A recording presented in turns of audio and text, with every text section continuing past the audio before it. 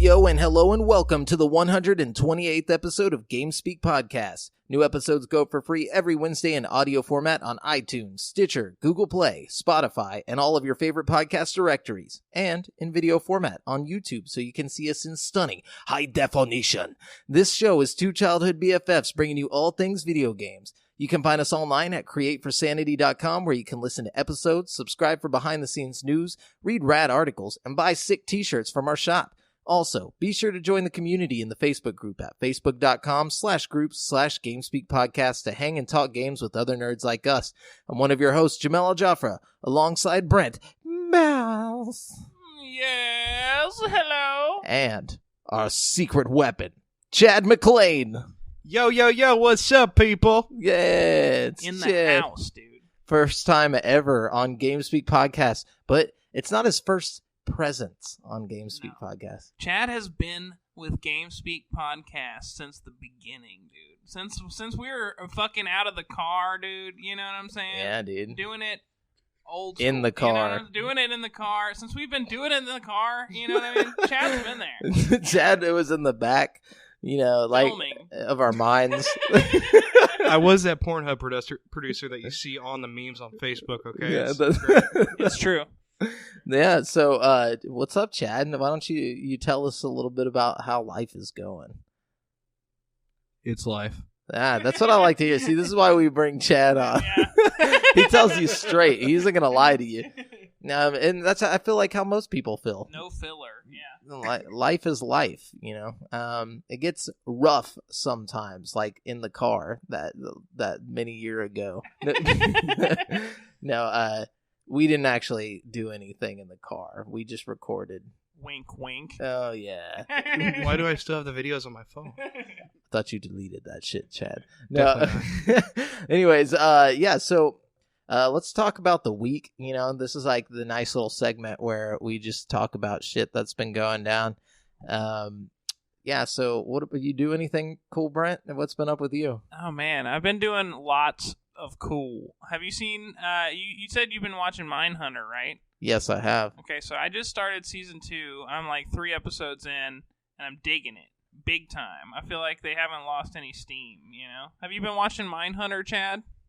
Of course not. I don't even know what the hell that is. It's a Netflix Do you show. have Netflix? I do have Netflix, but I've been watching Nightfall, which is actually a really good show if you're into like Game of Thrones and stuff. Dude, I'll look into it, but you should definitely look into Mindhunter. If you're into, like, true crime stuff, like, but also, like, fictionalized crime stuff, it's, like, the perfect blend of the two. It's really good. The weird thing about season 2 and about Mindhunter in general is that nothing is happening.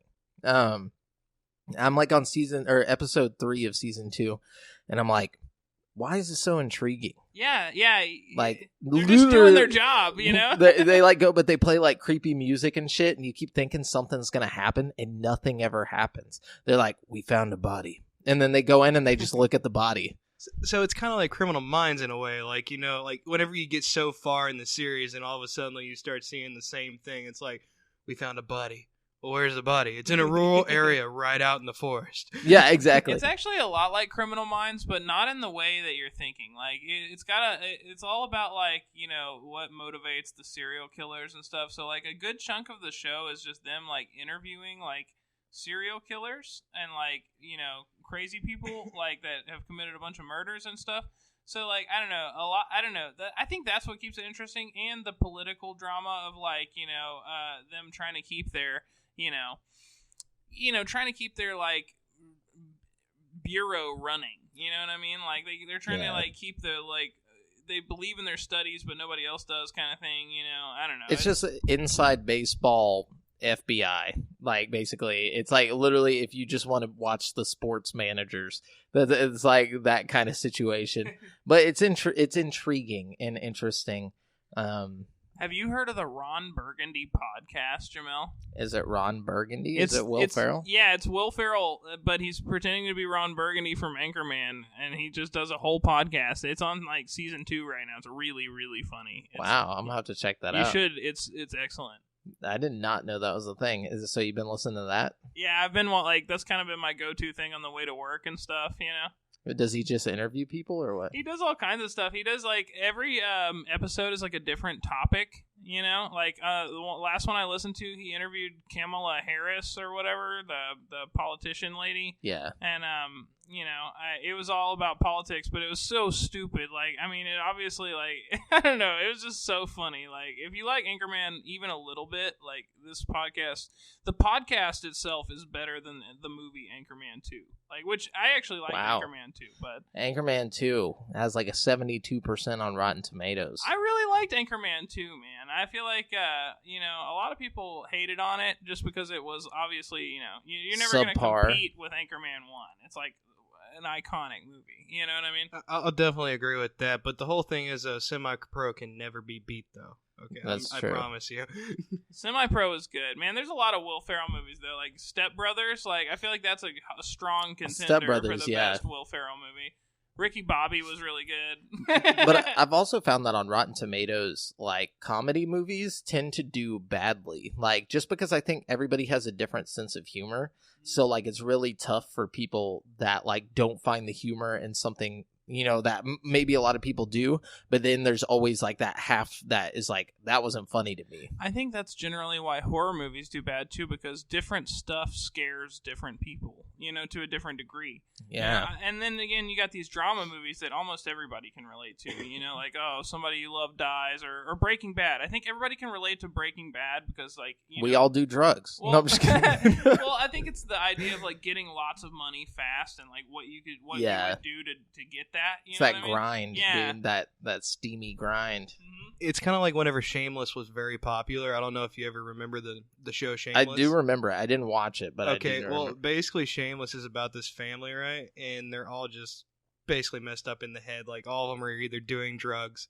or they're out gallivanting, getting drunk, and doing all this crazy crap. But that's why a lot of people watch that show as well. Yeah, they just want to see you can that. find a character you relate to out of their like huge, you know, variety family. Like Not only that, but there's nudity too, and that drew a lot of people into it. That'll do it. Yeah.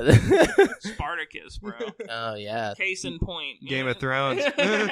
That's true. Game of Dome. No, but anyways, so yeah, this week I actually had a couple things happen. I got this anthology book called Press Start to Play, which is actually a bunch of sci-fi writers and writers in the video game industry, like made like short stories, and then they put them all into this one book. Like it's like sci-fi video game short Are they stories. video game related or like? Yes, all of them are video game related and sci-fi, like, or like some of them are horror and like different stuff. It's actually really interesting. Like the guy who wrote the original like novel that inspired that Tom Cruise movie, Edge of Tomorrow, like. Oh, the Live, Die, Repeat? Yeah, Live, Die, Repeat. Good-ass movie, dude. Yeah, he wrote a short story in it. The Ready Player One guy wrote the foreword to it, and like Cool. all this stuff. It's super interesting. When you're done with that, I'd love to take a look at it. Yeah, dude, I'm gonna let you peek into the book because it's worth it. It's inspiring. It makes me want to go write a video game sci-fi short story.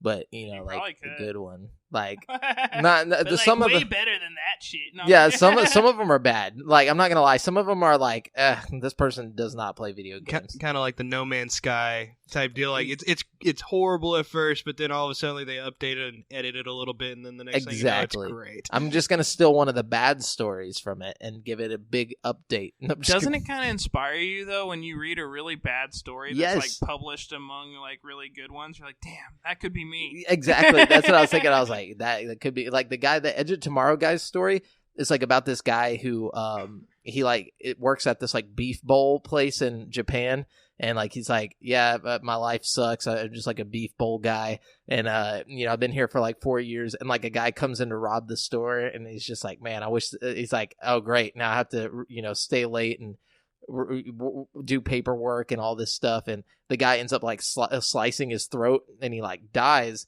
Like he slits his throat like in front of everybody, and like whenever he like falls over and dies, he he reincarnates in that guy's body, the guy that killed him. Oh, what's up with this guy in like reincarnation? Like I have no idea, but he reincarnates into that guy's body, and then he goes to prison.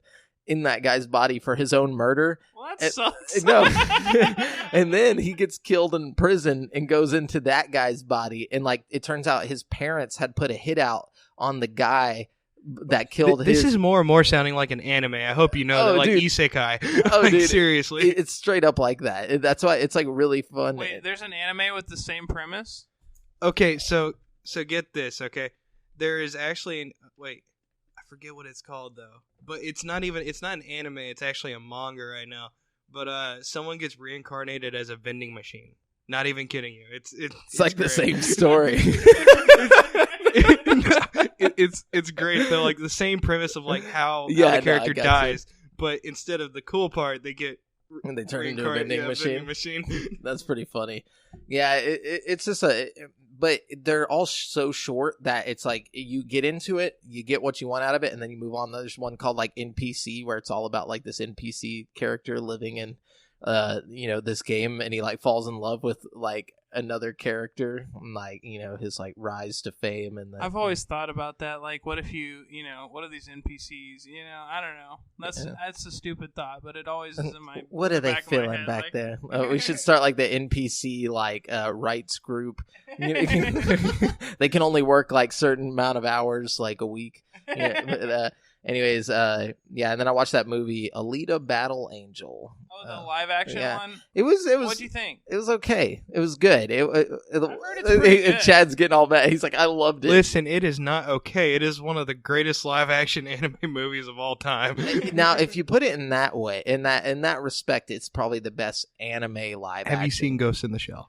No, and that's probably why. Okay. I really wanted to see Ghost in the Shell. Was it terrible or was it good? Okay, so people call it terrible just because they put a white person. Wasn't it Scarlett Johansson or something? No, yeah, it was Scarlett Johansson. Yeah. So they put a white person in instead of a Japanese, but the whole thing is that it made sense for the actual anime because Ghost in the Shell wasn't made in it wasn't Japan, it was actually Germany. I thought Scarlett Johansson looked a lot like the person that they're trying to portray. I don't know. She actually did, and that's the whole thing that I didn't understand. Is that it was a great movie, but it wasn't as great as Alita, though. That's like I understand being pissed about the Americanization of like Death Note or something, like how they changed Light to like Light Turner or whatever. That's kind of bullshit. You know what I mean? But, like, I don't know. The Scarlett Johansson thing, it's like, I feel like as long as the story's faithful, I don't see a problem with her, being the actress. She's a quality actress, you know what I mean? No. She was in Avengers. No, just get mad for no reason. No, but yeah, it was a decent movie. It had Chris, what's his name? Not Chris Christopherson. Christopher Waltz, the guy from Django Unchained, and like he's like the German guy who's always the good guy but the bad guy at the same time. Yeah, so like he was in this movie and he did pretty good. He was like the cool dad but and like scientist guy. But imagine like if you took Spy Kids 3D and made it for adults. That's what this was. And the whole time I was watching it, I was like, why is this so fucking cheesy? Why is this bothering me? And then at the end, it was like, Robert Rodriguez. And I was like, oh my God. I was like, no fucking wonder. Where's Antonio Banderas? Yeah, like Danny Trejo bust in. He's like, hey, kids. Machete. Oh my God. Yeah, but other than that, it was okay. I mean, like a kid gets sliced in half in it. Like it's pretty brutal. But it's like cheesy brutal. Like, I don't know. That's all Robert Rodriguez, man. Like Planet Terror, you know what I mean? Yeah, but at some point, like, you got to give up the. It's like, okay, we get it. It was funny. Okay, that was cool. But now, like, we're trying to watch this real life anime movie. Like, I don't want you to keep fucking bringing back your gimmicks. Like make a fucking movie. At some point, it's like, can you even direct, or are you just like hiding behind that? Rated R? No, it's PG-13. Well, you see, it's kind of like the whole movement of, like, you remember whenever Sin City was getting really popular? Yeah. And then they made the Max Payne movie, the live-action Max Payne movie, and it made it, like, in the same style as the Sin City. Yeah, And they picked Mark Wahlberg to be Max Payne. Okay, I didn't have a problem with Mark Wahlberg being Max Payne because he looks Max Payne. Just like Max Payne. You know what I mean? Like he does. I feel like I feel like the directing was the problem in the Max Payne movie, and I feel like they leaned too heavily into the supernatural elements of Max Payne. Granted, granted, there was a lot of supernatural shit in the game. I feel like they should have kind of toned that down a little for the movie and made it more of like a crime drama. I don't know. But then it would have just been The Punisher. I mean, I guess, but like they went like full on like Constantine at the end of fucking the Max Payne movie. That's true. You know what I mean? Like it's like, come on, dude. If you look in the cat's eye, it will take you to hell. So, dude, it was ridiculous. But this movie, like, I've really lost any respect for Robert Rodriguez at this point. Like, I just don't think he knows how to direct movies. Like, I really think he's like, I can just keep doing this, and people will keep giving me money. Like, he's right. No, he's not right. Dude, Alita Battle Angel got horrible reviews. Like, really? Yeah, I only watched it because my brother, AJ's probably movie. Listening to this and is like, because he was like, dude, you need to watch it. Watch it. You'll love it. He's like, you love that stuff. You'll love this, man. I'm like, dude, it has like a fucking like 45 on Rotten Tomatoes. There's no way I'm going to love this shit. I'm going to have to watch this because it seems like something I would be really into. Did you look at the review before you actually watched the movie, though? No, I didn't. I just have to see that meter. And the moment I see the meter, I'm like, okay, there's a reason why. Unless it's a comedy. Like I said, if it's a comedy, I'll watch it. Like I even watched Holmes and Watson or whatever. Like that had like a 10% on Rotten Tomatoes. Like that Will Ferrell. It was funny though. Like I liked it. It was the whole slapstick thing that you get with Step Brothers. Yeah, it's just stupid. It's stupid, you know. And it's meant to be that that movie way. had terrible reviews. Like, geez, they really they drug that shit through the mud. I think they were just like, oh, here he is with the same old shtick, you know. But it's like, you know, I'm not expecting like greatness from Will Ferrell, you know. Like I go in expecting humor, you know. He's gonna win the next Oscar, I'm telling you. Yeah, dude, straight up. No, I feel like if he decided to do something serious, he tried that. Did he? Yeah, it wasn't that good. What was it? Well, I forget what it's called. But it's like his wife left him, and then he's like got to sell all of his shit. Really? Yeah. What was that movie called? Do you remember what it's called? I'm gonna Google it. Hold on. Will Ferrell serious movie. It'll be the only one. I went feel and saw every it. comedian needs to go through a serious phase, like Jim Carrey, you know, Adam Sandler, you know, they all need to do it. You know what I mean? It's kind of like whenever The Rock came on the scene and stuff, and he tried to. He's basically like, you know, now he's the comedic value and he's the action value. He made this movie not too long ago called Skyscraper, which is basically just all like drama and like all just seriousness. And if you're afraid of heights, I suggest you not watch the movie though. Really? I wouldn't say I'm like super afraid of heights, but if you put me on like a balance beam like above a city, I'd definitely be scared as fuck. You know what I mean?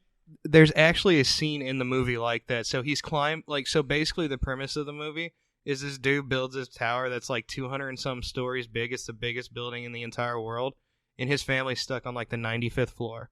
Okay, so he has to go up there and he has to save them.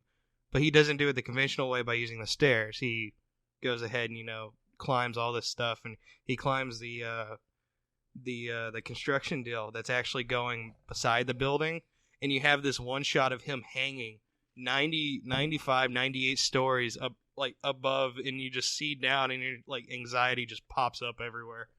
Have you seen those real videos of people on YouTube doing that shit? Oh, you mean of idiots? That literally makes my fucking like palms sweaty and shit while I watch it. It makes my mouth dry. It's like, oh. I don't watch those because one of these days, actually not even one of these days, it happens all the time. Those kids fucking fall and die, and then you never hear about them again. And it's just like... well, that's why I would never do it. But I feel like you know what you're getting yourself into. Like, I mean, if you're doing that shit, like, you know there's a huge possibility that you might fall and die. And, you know, I feel like they probably wouldn't want you to feel bad for them. Because they kind of know what the fuck they're getting into. You know what I mean? Like, you know, little Timmy, you know, he fell off the skyscraper. But you know what? It's fine. It's fine. We have like two others. He wouldn't want us to feel bad. No. I mean, think about it. If your hobby was literally just climbing skyscrapers without a safety harness, like would you not? I mean, would you be people like... who fucking ride those fucking those hoverboards on the edge of like skyscrapers? Oh, and, God, like, dude! I'm like, dude, you can barely control those things like just normally. As it is, yeah. It's like, but also if they fall, they're gonna kill someone. They're gonna land on somebody's car. They're going to fucking murder somebody. It's like the Empire State Building, the penny effect. They're just going to keep looping. They just go through the cement and like to the next like side or the other side of the planet. No, Everything Must Go is the name of the Will Ferrell movie. Yeah, I remember that now. Yeah, now that you say it. Yeah. I saw that in theaters. Did not enjoy it very much. But should we get into the news? Yeah, that's what I was about to say. Will Ferrell. No, so let's get into the news, guys. Just so you know, we're using articles from gaming news sites from around the web. We don't claim any of the news as our own. We're just giving commentary on the articles. We're going to start it off with a little bit of news here. We got new Cyberpunk 2077 information. It's set to be revealed this week ahead of its April 2020 release. CD Projekt Red is hosting a stream for the upcoming game that will unveil a 15-minute edit of what was shown to attendees and press at Gamescom last week. The stream will be hosted by Holly Bennett, CD Projekt Red's UK head of comms, and will feature interviews with a lineup of developers ready to shed additional insight on the footage that's shown. The stream promises to delve into the thought process behind creative decisions, reveal information about Pacifica, one of the districts of Night City, and share tons of new information on the playstyles you'll be able to adopt in Cyberpunk 2077. The company also planned to showcase gameplay at PAX West, but there's been a change of plans and it will be streaming from Warsaw instead. There are many logistical and some creative reasons behind this decision, CD Projekt Red said on its website. The most important thing we want to say is that we're sorry for the change of plans. We know that many of you waited to meet us face-to-face in Seattle, and it bums us out that we won't be able to see each other there. Despite this, the PAX cosplay contest is still on. There just won't be a developer panel on site. The stream takes place on August 30th at 2 p.m. EST on the official CD Projekt Red Twitch and Mixer channels. They also said recently that the map in Cyberpunk 2077 is smaller than The Witcher 3, but that it's much denser. And the game is expected to have a new Game Plus mode and will feature a harder difficulty that turns off the game's UI. Meanwhile, CD Projekt Red says it's looking into multiplayer. Producer Richard Borzamowski told GameSpot that while nothing could be confirmed, the team will think about expansions after game development is done. See, I like that. I think that games like that and Grand Theft Auto should focus less on making big, huge maps that you have to work so hard to get around, and more about making like every building open and accessible and shit like that. You know what I mean? I think that would be more interesting to me, to have a smaller map with more buildings and stuff you can go into. You know what I mean? If you could go into every building in that game, can you imagine? Like, that's kind of the beauty of those Bethesda games, is that like you basically can go into every building and stuff. You know what I mean? Like, that's one of the things that makes those games so magical. It's like pretty much everywhere you see you can go. Yeah, you know? Except the loading sucks. But I imagine this with like seamless, like just walk into any building, like you can see through all the windows, like shit is happening. You know, like they're not just lifeless, like those like cardboard cutout windows like you see in like Grand Theft Auto games and stuff. It's like inside the windows you see people walking around and doing shit, and then just like go in or like rob somebody, or like, oh dude, that would be legit. It's kind of like the whole thing that they had planned with Crackdown, but they never really did. They were trying to put every like different spots of the map on different servers so that people could actually access the buildings. But wow. It never worked out like that. They called it like a cloud system or something. Oh, I remember them talking about that. That's crazy. Like that they were talking about it that long ago, and then cloud gaming or not cloud gaming. Yeah, it was basically just different servers on one map, and you could just walk into different parts, and it would load that server on the go. Oh, okay, yeah, that's insane. Crackdown 3 ended up being basic as hell. Yep, that's what happens. Okay, so this article is like super long, so I probably won't read the whole article. You know what? I'm not even going to read any of the article at all. Just talk about it. I'm just going to tell you guys.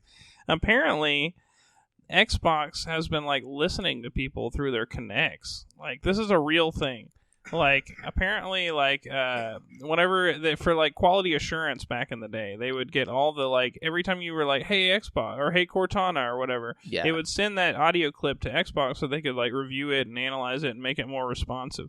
But apparently it was like sending audio clips that weren't like actually hey Cortanas, and like they would just end up with like minutes of like audio footage from people's like, or audio logs from people's like house, and they listened to all of it, apparently, according to like the people. Now apparently they don't do it anymore, But I mean, like, you might have been heard by Microsoft. Not like it really matters, but if you, I wonder how many terrorists were stopped.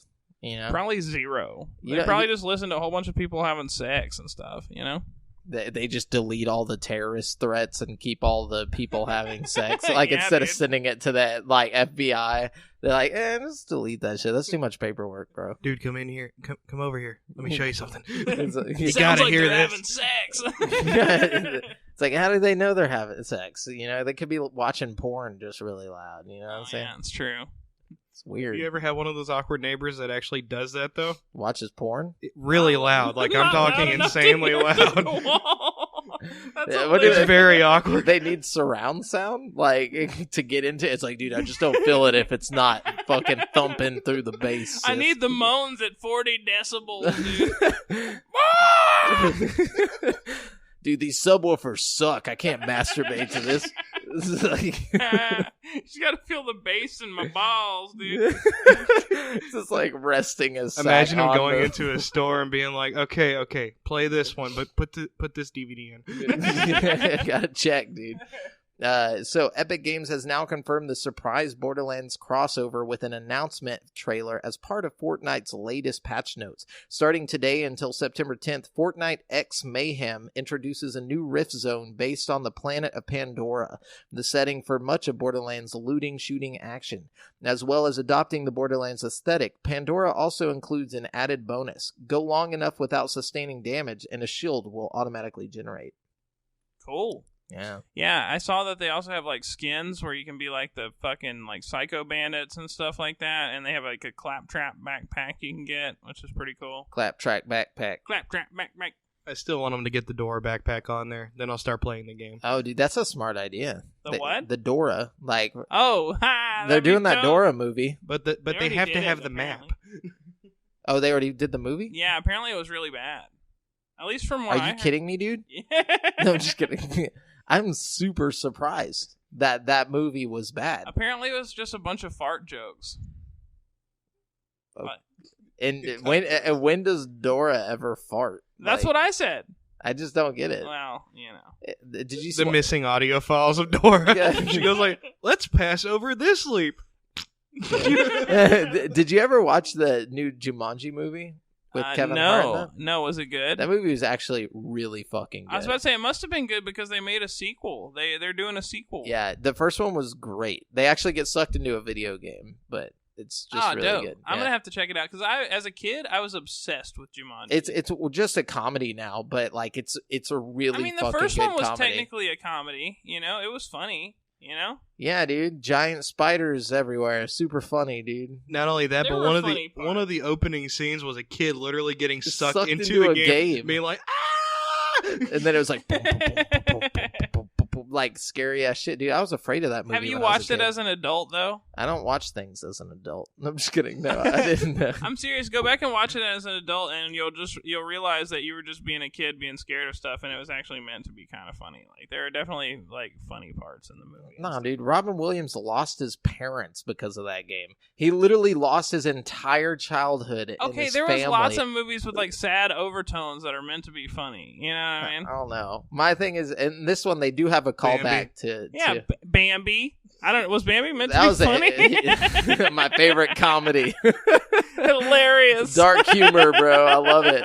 That was my first dark humor comedy. And then when his mom died at the beginning and shit, dude. Fucking dude, did you see The Lion King? That shit was hilarious. Dude, they like threw his dad off, and he like fell on. He got fucking trampled. Oh dude. man, how about Up? Whenever his wife died after battling cancer for so long. And then he flies around in balloons. You know what I'm saying? Okay, here's a movie that was actually supposed to be funny, but was like the saddest movie ever. Did you see Click with Adam Sandler? Oh yeah, dude, that was a sad movie. That was a sad ass movie. It was a dude. good movie though. It was a great movie, and it did have some parts that were pretty funny, but it was just super sad, dude. Yeah, so is Funny People. Funny People's a depressing movie, and it was just really long and sad. It was another movie with Adam Sandler, and then fucking He did Seth a lot of Rogen. those depressing ones there for a second, Yeah, very weird. Well, you see, that's like Forrest Gump. Forrest Gump was supposed to be one of those, movies that were like serious, but Tom Hanks made it into a comedy during his acting. That is true, but it was such good acting. That's the thing, too. Now that I'm like an adult, I've found that there's not a single Tom Hanks movie I won't watch. Like, yeah, he's just so good good in everything, man. Like, everything. It doesn't make sense. He's the same guy in every movie. It's just I like Tom Hanks. But he's not the same guy in every movie. Like, he's an Italian gangster in some movies. Dude, he's The Road to Perdition, bro. Yeah, he's a fucking, like, he's Forrest Gump in some movie. He's the fucking Woody dude. He's he's so different. Every role is just like a... But his voice is always the same. Like, he's so unique sounding. What about Big, dude? Where he, like, plays the little kid that, like, grows up. Dude, like, that's some seriously good acting, dude. Like, That's true. Not only that, but he was Walt Disney. Now he's going to be Mr. Rogers in this next movie. Oh, I can't wait to see the Mr. Rogers movie. Have you seen the dude. trailer for that? I have. Ooh, looks good. Yeah. Whose turn is it? Okay. So Bungie and Activision. Wait, is it you?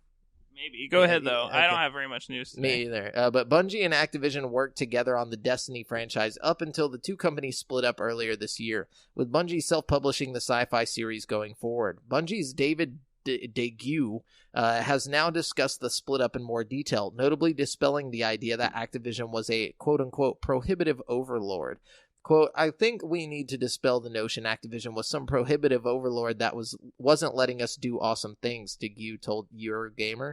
We launched this franchise with Activision. Naturally, and over the course of time, we both decided we had different goals for what we wanted it to be. So we both went our separate ways. It was amicable, and here we are making this game on our own, doing what we think we need to do to make it awesome.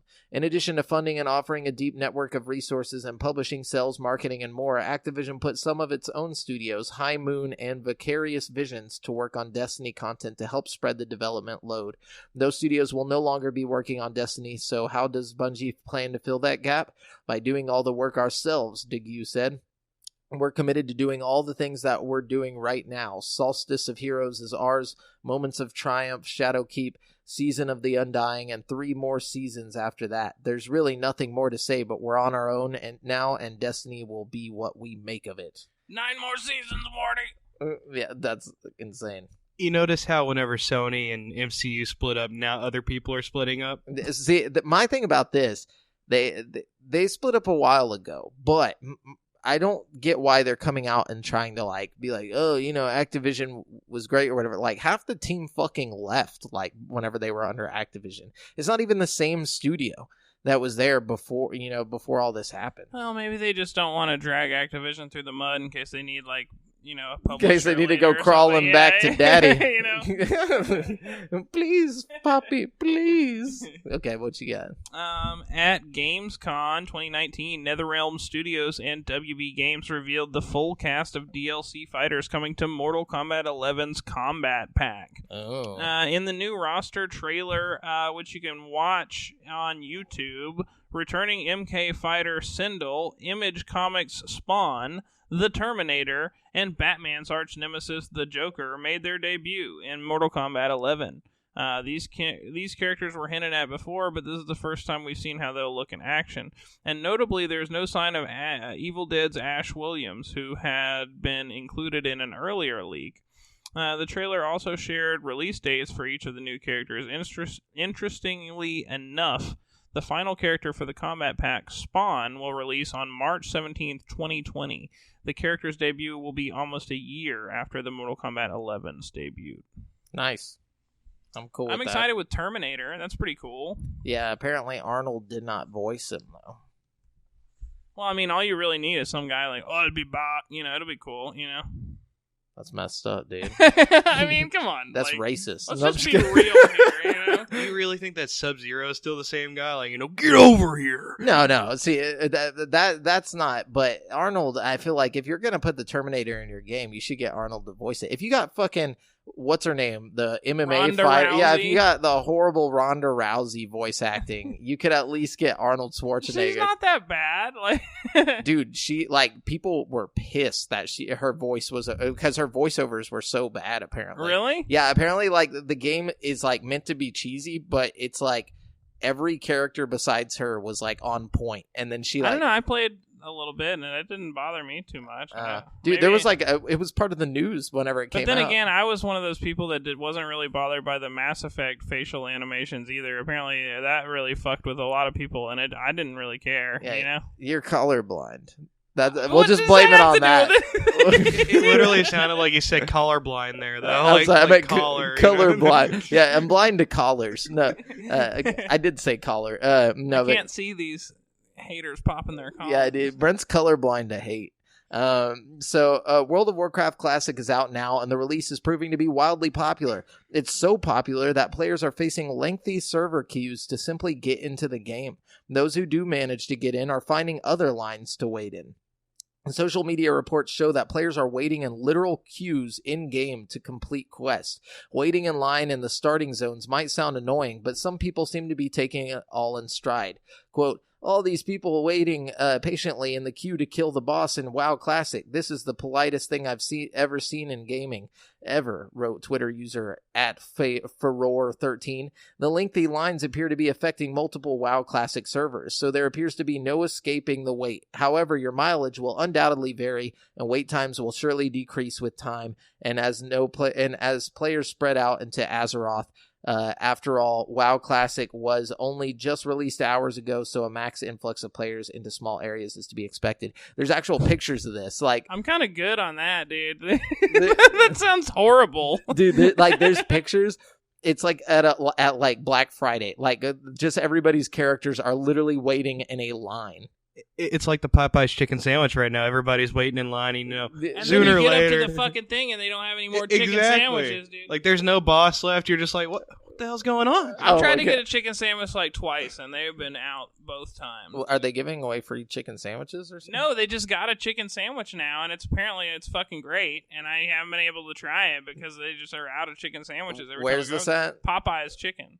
Why does everybody want a Popeye's chicken sandwich? Because they want to live like they're in the hood for once. Well, apparently they're really good. People are comparing it to like Chick-fil-A's chicken sandwiches and stuff. You know what I mean? Or you could just go to Chick-fil-A and get a Chick-fil-A. Except not if you live in Huntsville. Yeah, aren't y'all getting one? Maybe. I don't know. We don't have one now. Yeah, that's true. you work in Conroe. You could just slide by Chick-fil-A. I mean, I usually when I want to slide by, it's on the way home, and I have to go across the highway. You know what I mean? Which I don't mind. It's really not that big of a deal, but it's just like usually I'm just like. That's why you meal prep. You just go buy like 400 of them. Whereas Popeyes is directly on my way home from work. I have to I have to go buy Popeyes on the way home. That's true. That's true. I'm going for diabetes this year. I'm going to get 400 of these babies. Taking it across the line, man. What you got, Brent? Okay, I'm going to drop two on you because they're short. Okay. The first one is that Matt Groening, we've talked about this. Okay? Yeah, about Apu? About Apu. Yeah, Apu. Apu? We've talked about this before back in the day. There's an public outrage about Apu for whatever, because he's because it's a stereotype or whatever. But, Matt Groening, or however you say his name, is it Groening? Matt Groening? Groening? I think it's Groening. Okay, well, Matt Groening has come out and said, hey, we're not getting rid of Apu, okay? So fuck you guys. Okay, we're doing this. It's going to be great. This is quote-unquote. This is direct quotes. No, I actually have direct quotes here. I'm just sitting here like bullshitting. Yo, fuck you. No, but he basically said that they don't care too much about being politically correct because it's The Simpsons. Yeah, and they said they're proud of Apu. Yeah, they're proud of, and they should be. It's representation. And where else do you see Indian characters in American shows or movies? I don't know. He's a proud business owner. The Office, they have Mindy. That's it. Yeah. That's it. Yeah, maybe that is it. That's what I'm saying. Like, why would you want to cancel representation? It's not like he's like a homeless man that's like not doing shit. No, he's a business owner, man. A successful business owner. And not only that, but Netflix has a whole entire reach now of like Indian shows that are coming out on there. I don't know if you realized that. I did not see that. No. I think they should double down and do an Apu spin-off show. That's just about Apu. I think that would be just the controversial enough to be successful. You know what I mean? Oh no.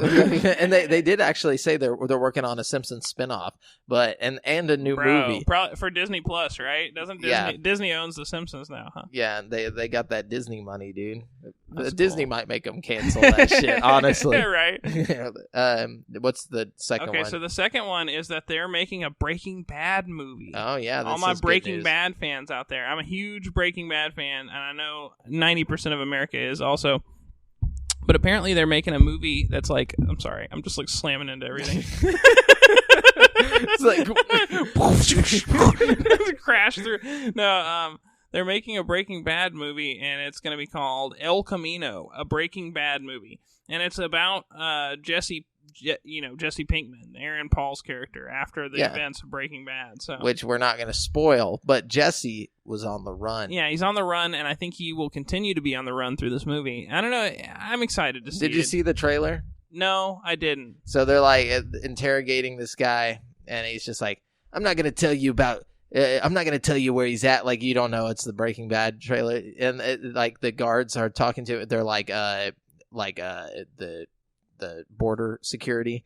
He's like, you think I'm going to tell you guys where? Yeah, I see what's going on over there. You got people in cages, man. You got people in cages. You think I'm going to tell you so you can put Jesse Pinkman in a cage? No, it's just like, okay. All right. I don't think that's how that works, but all right. But anyways, cool. This means nothing to me except for you said Jesse Pinkman. I don't know who this guy is or anything, so. I just feel like they should have done this a long time ago. I think they should have done this instead of Better Call Saul. Don't get me wrong. I watched a little bit. It's an okay show. But it just that show won awards, dude. It doesn't pack the same punch as Breaking Bad, dude. Yeah. You know what I mean? Let's just be real. It only won awards because it was riding the wave cartels of success that Breaking Bad had. You know what I mean? Like, that's because Saul's already a bad guy. Like, you don't get to experience him becoming a bad guy. I mean, you kind of do. It starts you from like the beginning of his when he was a good guy. I mean, he's not really a good guy. I mean, you see his rise, Yeah, I feel that. The rise to power. Fans have called on Nintendo to release Mario Kart on mobile devices for a long time, and it's finally happening soon. Following a limited closed beta testing period, Nintendo's next big smartphone game, Mario Kart Tour, will release on September 25th. The release date was announced via the game's brand new Twitter account. Pre-registration for the game is now available, but it's unclear if there are any benefits to doing so. By the way, I posted a video about this on the news, or like a news video about this a while back whenever people were leaking footage of it. It's very, very microtransaction fueled. So, yeah. And I don't know how well it's going to do. I'm definitely going to still download it, but yeah, I'm we'll going to have give to it a go. what's up. I didn't even really, I downloaded Dr. Mario and played it like twice, and I was like, this is trash. Yeah, you see, most of the phone game, like especially the Mario ones, they've all become like. I think that they tried to make like a Mario game that was kind of like Temple Run. You remember that game back? Oh yeah. Yeah, they made that, and like you can go like 5 times, and then it's like, hey, $14. Yeah, you need to pay this in order to get past this wall. Well, see, okay, that was different though because it wasn't transactions. It was a one-time. That lets you play like the first level of that game, and then like they basically were trying to sell you the rest of the game. It was like a demo. Which I'm more happy with that. I'm more happy with like, I'll pay you $10, just give me the full game and don't give me ads and shit like that. Yeah. Okay, so basically kind of like the Elder Scrolls Online then. Whenever they released that, and they had like a literal paywall after like the first quest. Yes, just like that. Oh yeah, that's bullshit. But yeah, I think this is not going to do well. It's going to pull Animal Crossing, where people are just going to be like, oh, this is great for like a week, and then nobody will play it again. Yeah. Anyways, what you got? Let's see. The latest chapter in Battlefield 5's Tides of War has introduced new content to the game over the past few months, including free maps, weapons, vehicles, and quality of life improvements. An adverse effect of all this new content, however, is that Chapter 4, Defying the Odds, has also introduced a number of issues to the overall quality of the Battlefield 5 experience. As a result, the upcoming competitive 5v5 mode has become an unfortunate casualty. So they're going to be scrapping that game mode for all of you that were looking forward to that. I'm sorry, everybody. Yeah, it's that our has fault. Battlefield 5, yeah. Feel that. So the rumors were true. Ewan McGregor will reprise his role as Obi-Wan Kenobi on a new Star Wars project. Dope. Yeah, the announcement was made during D23, where McGregor was brought on stage by Lucasfilm's Kathleen Kennedy. He walked out to the sounds of Duel of Fate. So could you give me that one? Arguably the most iconic song on the Star Wars prequel soundtracks. There he invited Kennedy to ask him if he'd be playing Kenobi again, and of course, replied with an emphatic yes. There were no details on what the Obi-Wan Kenobi project will be, whether it's a movie or a TV series. If it will get a theatrical release or be exclusive to Disney Plus. All we do know is that Lucasfilm is, quote-unquote, really close to getting going. The scripts have been written, and it will begin shooting next year. Thank you, guys. You're welcome. You're welcome. Yeah, we finally got that duet on that shared mic over there. But yeah, so I think it's going to be a Disney Plus show. Did you see the trailer for The Mandalorian? No. I saw some pictures, though. Look, dude. Don't give me that I've bullshit. been busy, bro. I've been playing games, dude. Look, okay? I don't got time to don't watch give me that fucking bullshit. trailers, You either saw it or you didn't. I saw some pictures.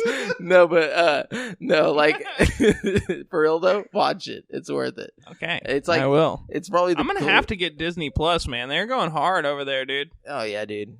They introduced She-Hulk and all that other stuff in the Marvel universe too. Like, for Disney Plus. Yeah, I saw that. You know, my sister was telling me that there's some kind of bundle you can get with Hulu and Disney Plus and something else. ESPN. And ESPN Plus. You were telling me. Yeah. It was, I'm sorry. It was on last week's episode. Yeah, my bad.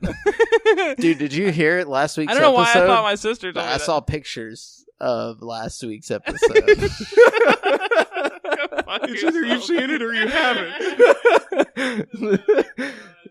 Don't come at me with those fucking pictures, dude. No, but that's it for the news. That's it for your news. Yeah, that's what I mean. Dang! No, I'm just kidding. They nerfed the brute in Fortnite, the big mech thing. So if you like to get all the mats and stuff, well, tough shit, baby. Let's see. One of the first crossover events for Monster Hunter World was with the PlayStation 4 exclusive Horizon Zero Dawn. Now, with Monster Hunter World's Iceborne coming soon, Capcom is crossing over with Horizon again, with PS4 exclusive content modeled after Horizon DLC, The Frozen Wilds. So basically, you'll be getting, armor and stuff, just like the first crossover, hopefully. They haven't really released the details, but, you can kind of assume it'll be very similar to the original. Let's see what else we got here. My gosh, that breath, dude. Yeah, epic breath. Okay, so another article. I'm sorry, I'm not reading all these articles, man. I'm just fucking it up. But apparently, The Witcher 3 only took them 12 months to port over to Switch. And, all they did was compress down a bunch of files. So, according to this article, it's largely the same game that they've just miraculously just smushed down into a 32 gigabyte card. They said it's going to have a lot of the same ambient occlusion features and stuff to make it look really good. So it should look really good on the Switch still. I don't think it's going to look very good, but I do think that it will be a big ass game on the Switch. I think it's going to look better than everybody thinks it's going to look, I think it's not going to look, obviously it's not going to look console quality, but I think it's going to look a lot better than a lot of other Switch games, You just get it. It's like Pokemon, for the Game Boy Color. A Pokemon The Witcher would be amazing. It would. I would play the fuck out of that, an 8-bit Witcher. Dude, yes. Just top down, fucking, that would be legit. Is that it? Yeah, that's all. Okay, so we're going to jump on over to this week's releases, where you can find out what brand new games are coming out in the next 7 days, starting with Spyro Reignited Trilogy, coming to Switch and PC finally on September 3rd for $39.99. For some reason, I thought that was already on Switch. That's going to be, the perfect place to play that game. Yeah, dude. Perfect Switch game. Wish I had just waited to get it on Switch, because that just seems so much more right to me. Yeah, I feel that. Hook Bots is coming to Switch, Xbox One, PS4, PC on August 28th for $19.99. Battle and challenge your human friends on this multiplayer robot party game. 52 ways to customize your bots in 14 game modes. From knights and dinosaurs to bounty hunters and space warriors, choose, customize, and crush tons of different bots. And then we got the Lord of the Rings adventure card game coming to PS4, Switch, Xbox One, PC, and Mac on August 29th. Couldn't find a price for this game, but something stirs within the shadows across Middle-earth. Who will raise their light against the spread of this darkness? Who will stand against the unknown danger that creeps ever closer? To where shall we look for heroes? Based on the award-winning tabletop experience from Fantasy Flight Games, the Lord of the Rings adventure card game is the first ever digital living card game, or LCG, featuring the first ever. There's never been a digital card game like that. Dude, this one's living.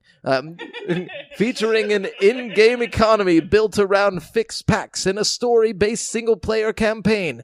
Choose your heroes, build your deck, and face the dark forces of Sauron in the Lord of the Rings adventure card game.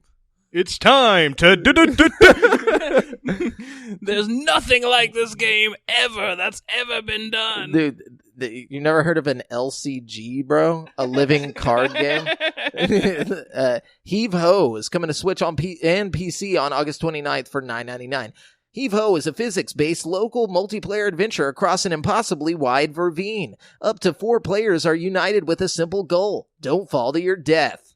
And then we got the Blair Witch game. Oh, yay. This is coming straight to Game Pass if you guys are interested. It's coming to Xbox One and PC on August 30th for $29.99. If you don't have Game Pass, which you're a fool if you don't. It's 1996. A young boy disappears in the Black Hills Forest near Burkittsville, Maryland. As Ellis, a former police officer with a troubled past, you join the search. What starts as an ordinary investigation soon turns into an endless nightmare as you confront your fears and the Blair Witch, a mysterious force that haunts the woods. Your darkest fears will awaken in these woods. Experience firsthand the toll that fear can take on the mind in a first-person story-driven psychological horror game featuring an original story inspired by the cinematic lore of Blair Witch. Okay, and then we go. Damn, you look like you got a little possessed there while you're reading that. What are you talking about, dude? Not only that, but it sounds a lot like Alan Wake, if you remember that game. It does, actually. It's got a flashlight. Dude, I'm excited about it, though. I really like the Layers of Fear games a lot, and it's the same people that made those games that are making this game. Yeah. And I don't know, I feel like they're gonna have a better budget on this one. Well, they said the way that the combat works is basically like so you have your dog, your old boy with you, and so like you go into these woods and things will come at you like stick things because it's the Blair Witch. Terrifying. And the only thing you can do to stop it is shine. Like your dog will alert you like where it's coming from, and then you got to shine your light over where the dog's barking. And like if you hold the light on it long enough, it'll like disappear. Okay. I mean, I guess I could get behind that if it's scary enough. I don't know. Yeah. So Alan Wake. So Alan Wake, except for you don't get guns. Yeah, there's no guns in this game. Bro, I want to go back and replay that game, man. That's a fun game. Yeah. That should definitely be like a bro-op thing, like where y'all take turns playing that game. Dude, I'd be down for that. I'm down for that. I heard a rumor that they're going to do a Netflix Alan Wake show. I think that'd be really interesting. Yeah, that would be. Anything from like that. Or no, they were going to do Alone in the Dark. That's what they were going to do. Yeah. So Alan Wake. Okay, we got Astral Chain, which is a Switch exclusive, coming August 30th for $59.99. Didn't that already come out? No. I could have swore that already came out. No, this is the one. No, you're thinking of. It's like got Devil the May review Cry roundup 5. right. No. They get the games to review them before the game comes out, dude. Okay, I guess, but I mean, like that. What would be the point of giving the review after the game's out? I don't know. It comes out August 30th for $59.99. In the action-packed game Astral Chain from Platinum Games, you are part of a police special forces unit in a multicultural futuristic city. Players work together with a special living weapon, the Legion, and a synergetic action system of battle and exploration. And then we got the Dark Pictures Man of Medan coming to Xbox One, PS4, and PC on August 30th for $29.99. So we got another cool horror game right here. This is the one you were talking about, Brent. The Man of... Oh, this is coming out now? Yeah, on the 30th. Hey, boy! The Mon of Madon. Dude, I'm so hyped. This is the game I've been excited for. Dude, I'm so fucking hyped right now. I didn't know this was coming out right now. I gotta leave right now. I gotta go. It just takes off. The Dark Pictures is a series of standalone cinematic horror games linked by one common element, that every playable character can live and every playable character can die throughout the story, yielding numerous possible endings and near limitless replayability. This one's multiplayer. Bro, this is the people who did Until Dawn, and this is their first like Until Dawn style game they've done since then. So I'm really, really fucking hyped. Until Dawn is like maybe it's on my top 10 list of favorite games. Like, yeah, whenever they started making games like that, like Beyond, what was it? The Heavy Rain, Beyond Souls or something. Beyond Two Souls. Yeah, there you go. Those games and stuff. And then whenever they made Until Dawn, I just love those, like, actual, like, your choices matter. I agree. Yeah, dude. And I see, that's the thing. Almost all the games that are like that are from Quantic Dream. You know what I mean? And like all the games you just listed, Heavy Rain, Beyond Two Souls, Detroit Become Human. But Until Dawn is from Supermassive Games, which is interesting because it's just like, they're one of I feel like them and Square Enix and Quantic Dream are the only people brave enough to do one of those games, especially after Telltale flopped. You know what I mean? Like, yeah, but that was a long time coming.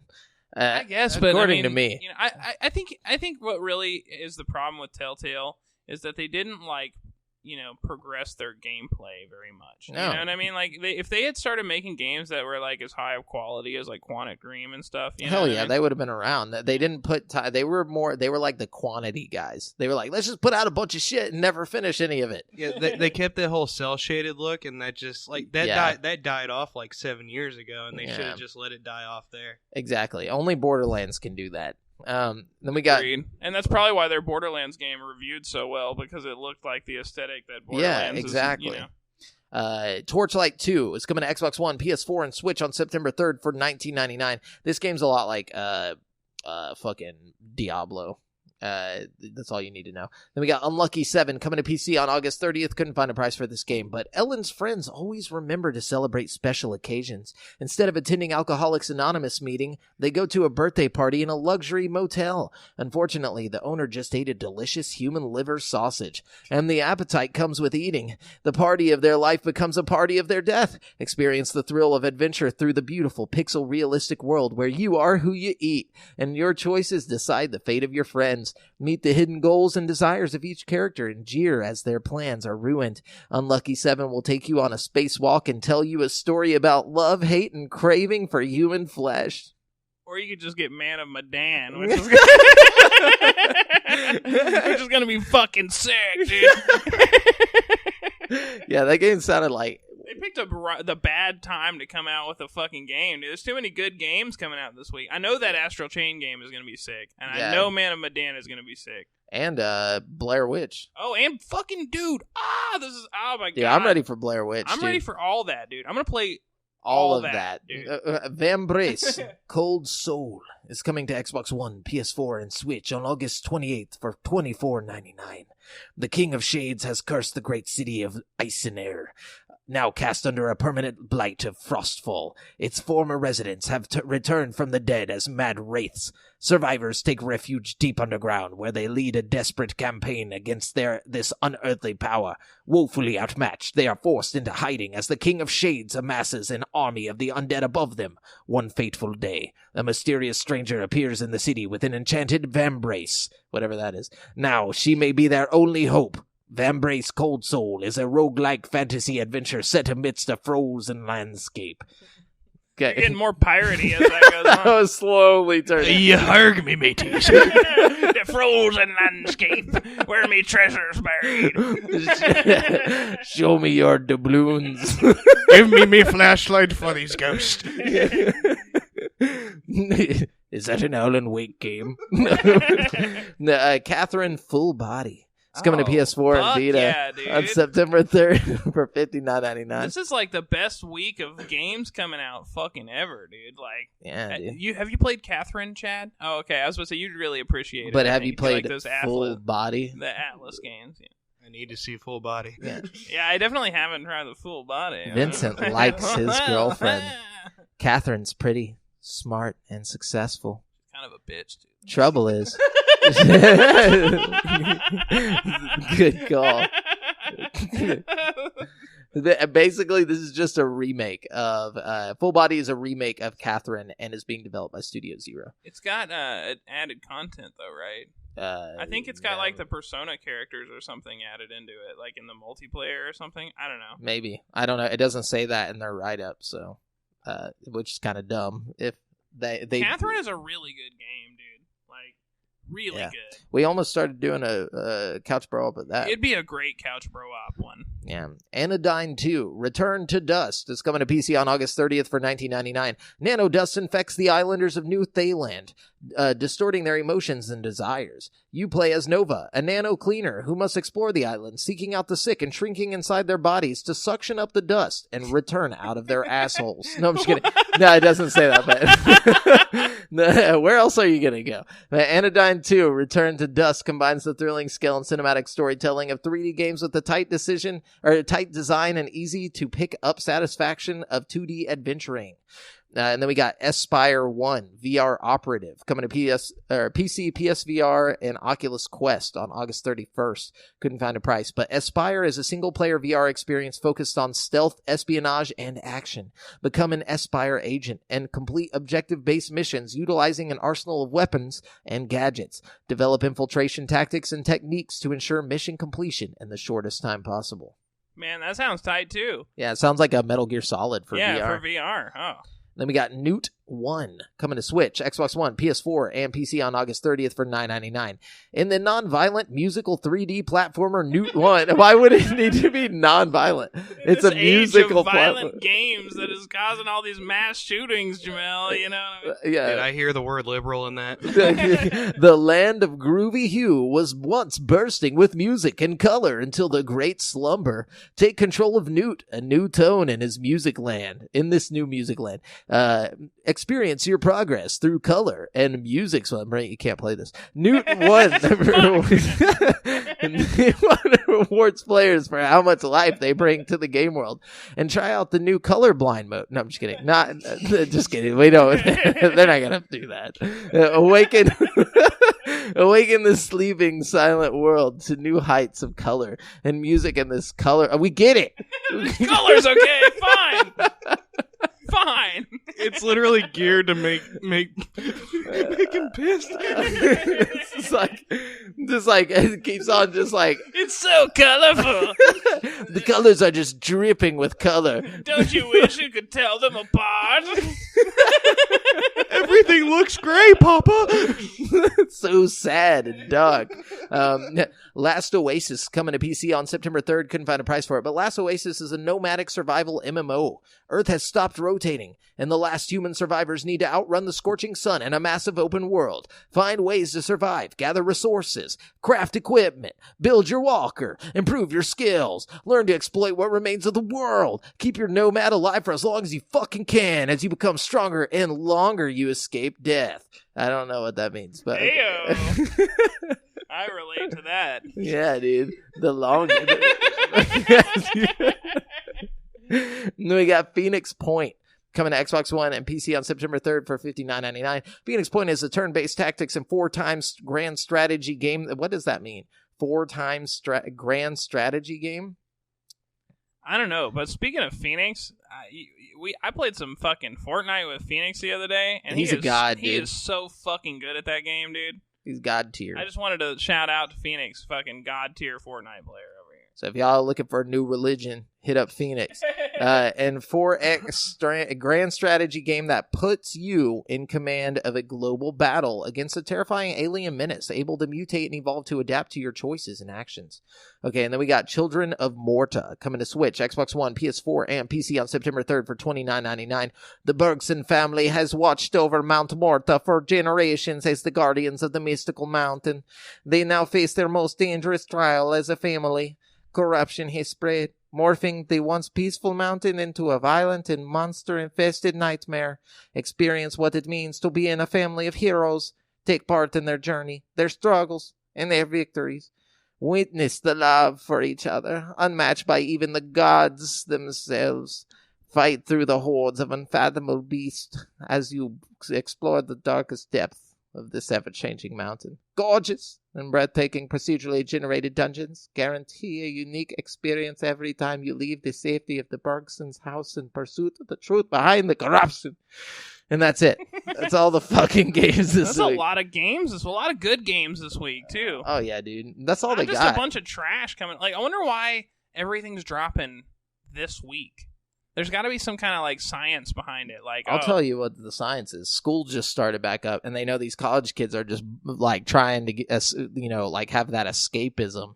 So they're like, we drop these good games, they're going to fucking buy our game and, fucking fail school. Not only that, but, they're releasing all the horror games because that's going to make them stay awake during their midterms. There you go. Exactly. Yeah, true that. And October's right around the corner. You know what I'm saying? It's only, like, 2 months away. You're right, though. You're right. They're dropping the horror. Man, I'm excited to get this Man of Medan, and I'm also excited because this is supposed to be the first part of, like, an anthology series. So I'm excited to see what else they do that's, like, part of their horror anthology. I don't know. Same. I'm very same excited. So we're going to jump on over to what we're currently playing. And, yeah, you guys take it from here. How about you kick it off, Chad? All right, so basically what I'm playing right now is actually on my 4th playthrough of Persona 4 Golden. Ooh. Which, if you don't know how many hours that is, my if it's God, your 4th. I have no life. Wait, how long is a typical... Because I did like 115 hours on Persona 5 or something like that. I don't know how Persona 4 is, like, lengthwise. But... Okay, so the Persona games usually are longer than most just because JRPGs, they have to be different from other games. Persona 4, if you actually do a true playthrough through it and you try to do everything that you can, it takes around 75 to 90 hours. That's too much hours. But see, the thing about, and I can't speak for Persona 4, but with Persona 5, it sounds like a lot of time, but it's not like it's not like a commitment. It's not like a grind. It's just kind of like a leisurely game, despite being so long. You know what I mean? Like, it's a really, really chill, relaxing experience. I feel like similar I to would like forget. Pokemon or something, but it's like your quest just never ends. You know what I mean? Like. Yeah, and you see, Persona is the only other, like, the Persona 5 is the only other game I say they can actually do the whole cell shaded thing, like, because they do that down to a T with the animation. Oh yeah, and it's also got that anime style though. Did you play any of the other Persona games? Have you played like 3 and 2 and all those, or are they? I don't know. Is any other ones worth playing? Yeah. So Persona 3 is actually the first one that I played, and that was back whenever it was still considered Shin Megami Tensei. So basically, whenever they went over to Persona, they made it a little bit lighter for American audiences. But Shin Megami we can't handle it. Yeah, Shin Megami Tensei was dark as hell. Like, it wasn't, Personas, it was demons. So demons were basically possessing you, and that's how you had, Nice. That's pretty cool, I like though. that. I feel like they should have just left it like that. Because I feel like 5 has its dark moments that kind of would work with that. You know what I mean? Like, it's such a lighthearted game, but then they throw in this, like, dark shit just randomly. Like, You think it's lighthearted. Literally play Persona 4 Golden. It's like Scooby-Doo and the gang getting back together. It's I great. love that. That's my kind of like, I guess chill. I like that. I've heard a lot of people say 4 is like the pinnacle, like the best one. You know what I mean? I've heard it argued that 5 is and that 4 is. I've heard 4, like, because I remember I used to listen to Podcast Beyond back in the day whenever I was a janitor, and Persona 4 had just came out. It was like 2012 or something, and like that's all they fucking talked about. Like, they're just like, dude, Persona 4. Persona 4 is only on Vita, right? Or is it on... They actually have it on PlayStation 2, but that was also whenever it was considered Shin Megami Tensei. And Golden, all it did in Golden was they added a new character, and it added more to the story. Story. Yeah, kind of like what they're going to do with 5R, right? Yeah, so basically what it did is it just added, I think it added around like 15 to 20 hours of gameplay, Whoa. if I'm not mistaken. Yeah. That's a lot of hours. I really hope the Royale edition of Persona 5 adds that much content, because that would be sick. Like, I wish that was coming to Switch, dude. Me fucking too, dude. It would be so perfect on Switch. And they have a PS3 version of Persona 5, so there's no fucking excuse, dude. I feel like it could totally fit on Switch. Like, the full game was like a fucking, like, 20 gigabyte download or something. Like they could yeah, totally. I don't put it think on it's there. because of specs. I think it's just because it's like a PlayStation exclusive. I guess, but they have all this crossover shit now. You know what I mean? Like they had Joker and Smash Bros. They've got what did they do? Persona. In Blaze Blue, they have the entire Persona 4 character list, like the Really? Blaze Blue tag battle. Yeah. Yeah, and they have those Persona DS games. You know what I mean? The Shin Megami Tensei games on the DS as well. Yeah. So I don't know. I feel like they could totally do it. I don't know. But Sony's just too cruel. It's not even Sony. It's actually Atlas that doesn't want to do that. Oh, really? Yeah, it's the people who make the game who don't want to put it on there because they think that it'll take away from the whole, experience. Wow. But why though? I feel like it would add to it if I could just pull Persona out of my pocket. Because, dude, You know they what don't I mean? want to open it up to the masses. Then it won't be this, hit indie game. No, I'm just not indie, but Dude, I feel like I could play trendy that shit game. on my phone and I would have a good time with it. It's such a good game. And I think it actually would play pretty good on your phone, Nice. What do you... Wait, no, that's what you've been playing, Chad. Is that it? Yeah, that's No, I'm not basically asking that in is that Yeah, it, no. dude? it. Dude, you need to end it right here. I just don't. I had no other way to ask that. I didn't know how to ask you if you had other games you've been playing. Brent, what about you? Okay, so let's see. I got a list here. Let me get around the microphone again. So of course I've been playing Fire Emblem 3 Houses. We got that the other day. We did the Couch Bro Op. Yeah, we need more views on that. People go watch that. Yeah, go check that out. But I have continued to play. Now, when me and Jamel played through, we did we were red. We were the red house or whatever. The And we played as a female character. So I did a male character on my next playthrough, and I did the yellow house or whatever. Fargus. And so I got a little far into it, you know what I mean? And and then I realized I should not have turned permadeath on. I'm getting all my fucking kids killed, dude. And I can't bear that kind of guilt, dude. I really can't. So I had to restart the whole fucking game, dude. I just restarted Why from can't the top. you bear the guilt? Because, dude, I'm supposed to be their mentor, their teacher, dude. And I'm just, leading them into battle, and they're just, dying all around me. And I know my fucking, all the other students don't give a fuck. They're just, going on with their day like nothing happened. It's like, dude, half of your class just died. You guys need to fucking, get a little emotional here, Yeah, people were saying, imagine being the teacher that comes home and, half of your class is dead. The parents are just like... It's like Attack on Titan. Yeah, dude. where they're all just dying in, the first season, and the mentors are just like, this is how it goes here. Dude, that's how I feel, man. Except, and even the aesthetic of the game looks like Attack on Titan. It's really got an Attack on Titan vibe to it. But... I just can't deal with that, dude. So I had to go back. I started over with, permadeath turned off. You know what I mean? Because I just can't do it, dude. And so this time I'm going for the blue house. And I'm going to see how that goes. And then I still have my yellow file saved before I got any of my people killed. I have, that save, perfectly saved. So I'm going to get way better at the game and, beat it through with the blue. And then I'm going to go back to that save file with my yellow and hopefully not get everybody killed. Yeah. But see, okay, let's see. I've been playing some other stuff too, so just sit on back. Just relax. Put your seatbelt on. So I downloaded that Call of Duty Modern Warfare alpha. Okay, it's fucking sick, dude. It's really cool. I'm not a big Call of Duty guy. But first of all, I was kicking ass at the alpha, The alpha game mode that it lets you try is this 2v2 mode, where it starts you in a tiny, tiny arena, you know what I mean? And it gives you a predetermined set of guns. And you and your partner go after the other guy and their partner. And it's a, permit, you die, you don't respawn kind of thing. Counter-Strike type situation. Yeah, it's a lot like paintball with only 4 people. You know what I mean? That's what it feels like.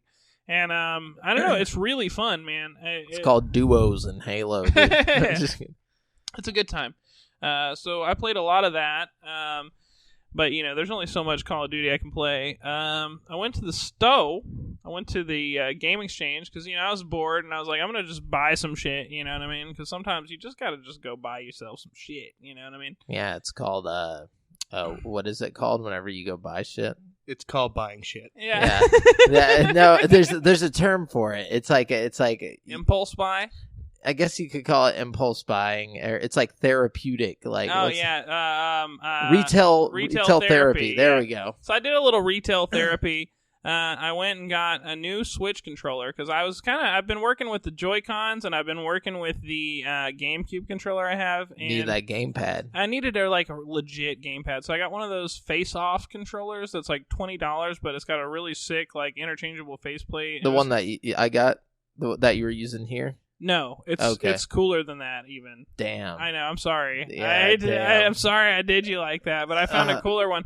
Mine has like an audio jack in it, so you can plug headphones into it. Oh shit! It's pretty legit, and it was only like $20. So if you guys see the PDF Face Off or whatever it's called, that's a really good controller for like a really good price. But yeah, I got that, and then I bought No Man's Sky because they got the VR update and stuff. So I was like, all right, hell yeah, let's do this. So I booted up, and I mean, it's good. It's a good game. I have fun with it, but frankly, I'm underwhelmed with the graphics in VR. You know what I mean?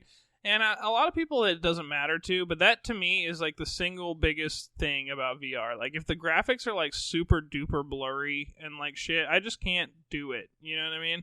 Because it's not immersive. Yeah, exactly. The whole point of VR is for me to be immersed. So I would rather play a more simple game that's less detailed, but more detailed. You know what I mean? I don't want the draw distance is a big issue for me. I can see how the game will look really good on PC. You know what I mean? But on PlayStation, It just can't handle it. And I'll probably get a lot of shit for saying all this, but I don't know. I spawned up in that first world, and it had megaton rainfall syndrome real bad. Everything has this kind of flat look to it, except your hands and stuff. There's a few situations where it was kind of cool. Okay. Flying in the jet thing was fucking sick, dude. That's fucking sick. Riding the cars around the planets, fucking sick. Anything with a vehicle in that game is awesome. But, I don't know. It's just really hard for me to get immersed and not get sick if it's, blurry. You know what I mean? Yeah.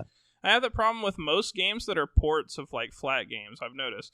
Borderlands, Skyrim, games like that seem to, generally be blurrier than most games. Skyrim did a better job with it than others, I think. Yeah, but it's still not built from the ground up for it. Exactly.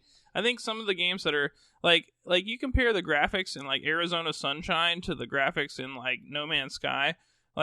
Arizona Sunshine's got less details, less flowers and grass and stuff, but everything's sharper and crisper, and then you believe that you're there more because everything looks more three-dimensional. You know what I mean? Yeah. The boulders are all bouldery. Exactly. I don't know. I think next generation will be able to do stuff like that a lot better, but it's just not there yet as far as the PlayStation. And that's another thing. I'm not using a PlayStation 4 Pro, so that probably would make a big difference. But anyways, I got the game from Game Exchange, and I just can't deal with the way it looks. Yeah. So they told me, bring it back in 24 hours. We'll give you full store credit for whatever you want in the store. I'm like, hell yeah. So I brought it back in 24 hours, and I had $15 worth of store credit. So I'm looking around, and I saw Kingdom Hearts was $17, and I was like, I got $2 in my pocket, So I brought it up to and I'm like, that game just came out last month, a couple months ago, So I was like, it's pretty new. Should tell you something. Well, I took it up to the counter, and the guy takes a look at the game, and he's like, oh, that's not right. And he goes over and he takes all the Kingdom Hearts games off the shelf, and he's like, this game's supposed to be $45. He's like, but the sticker was wrong, so I'll give it to you for that.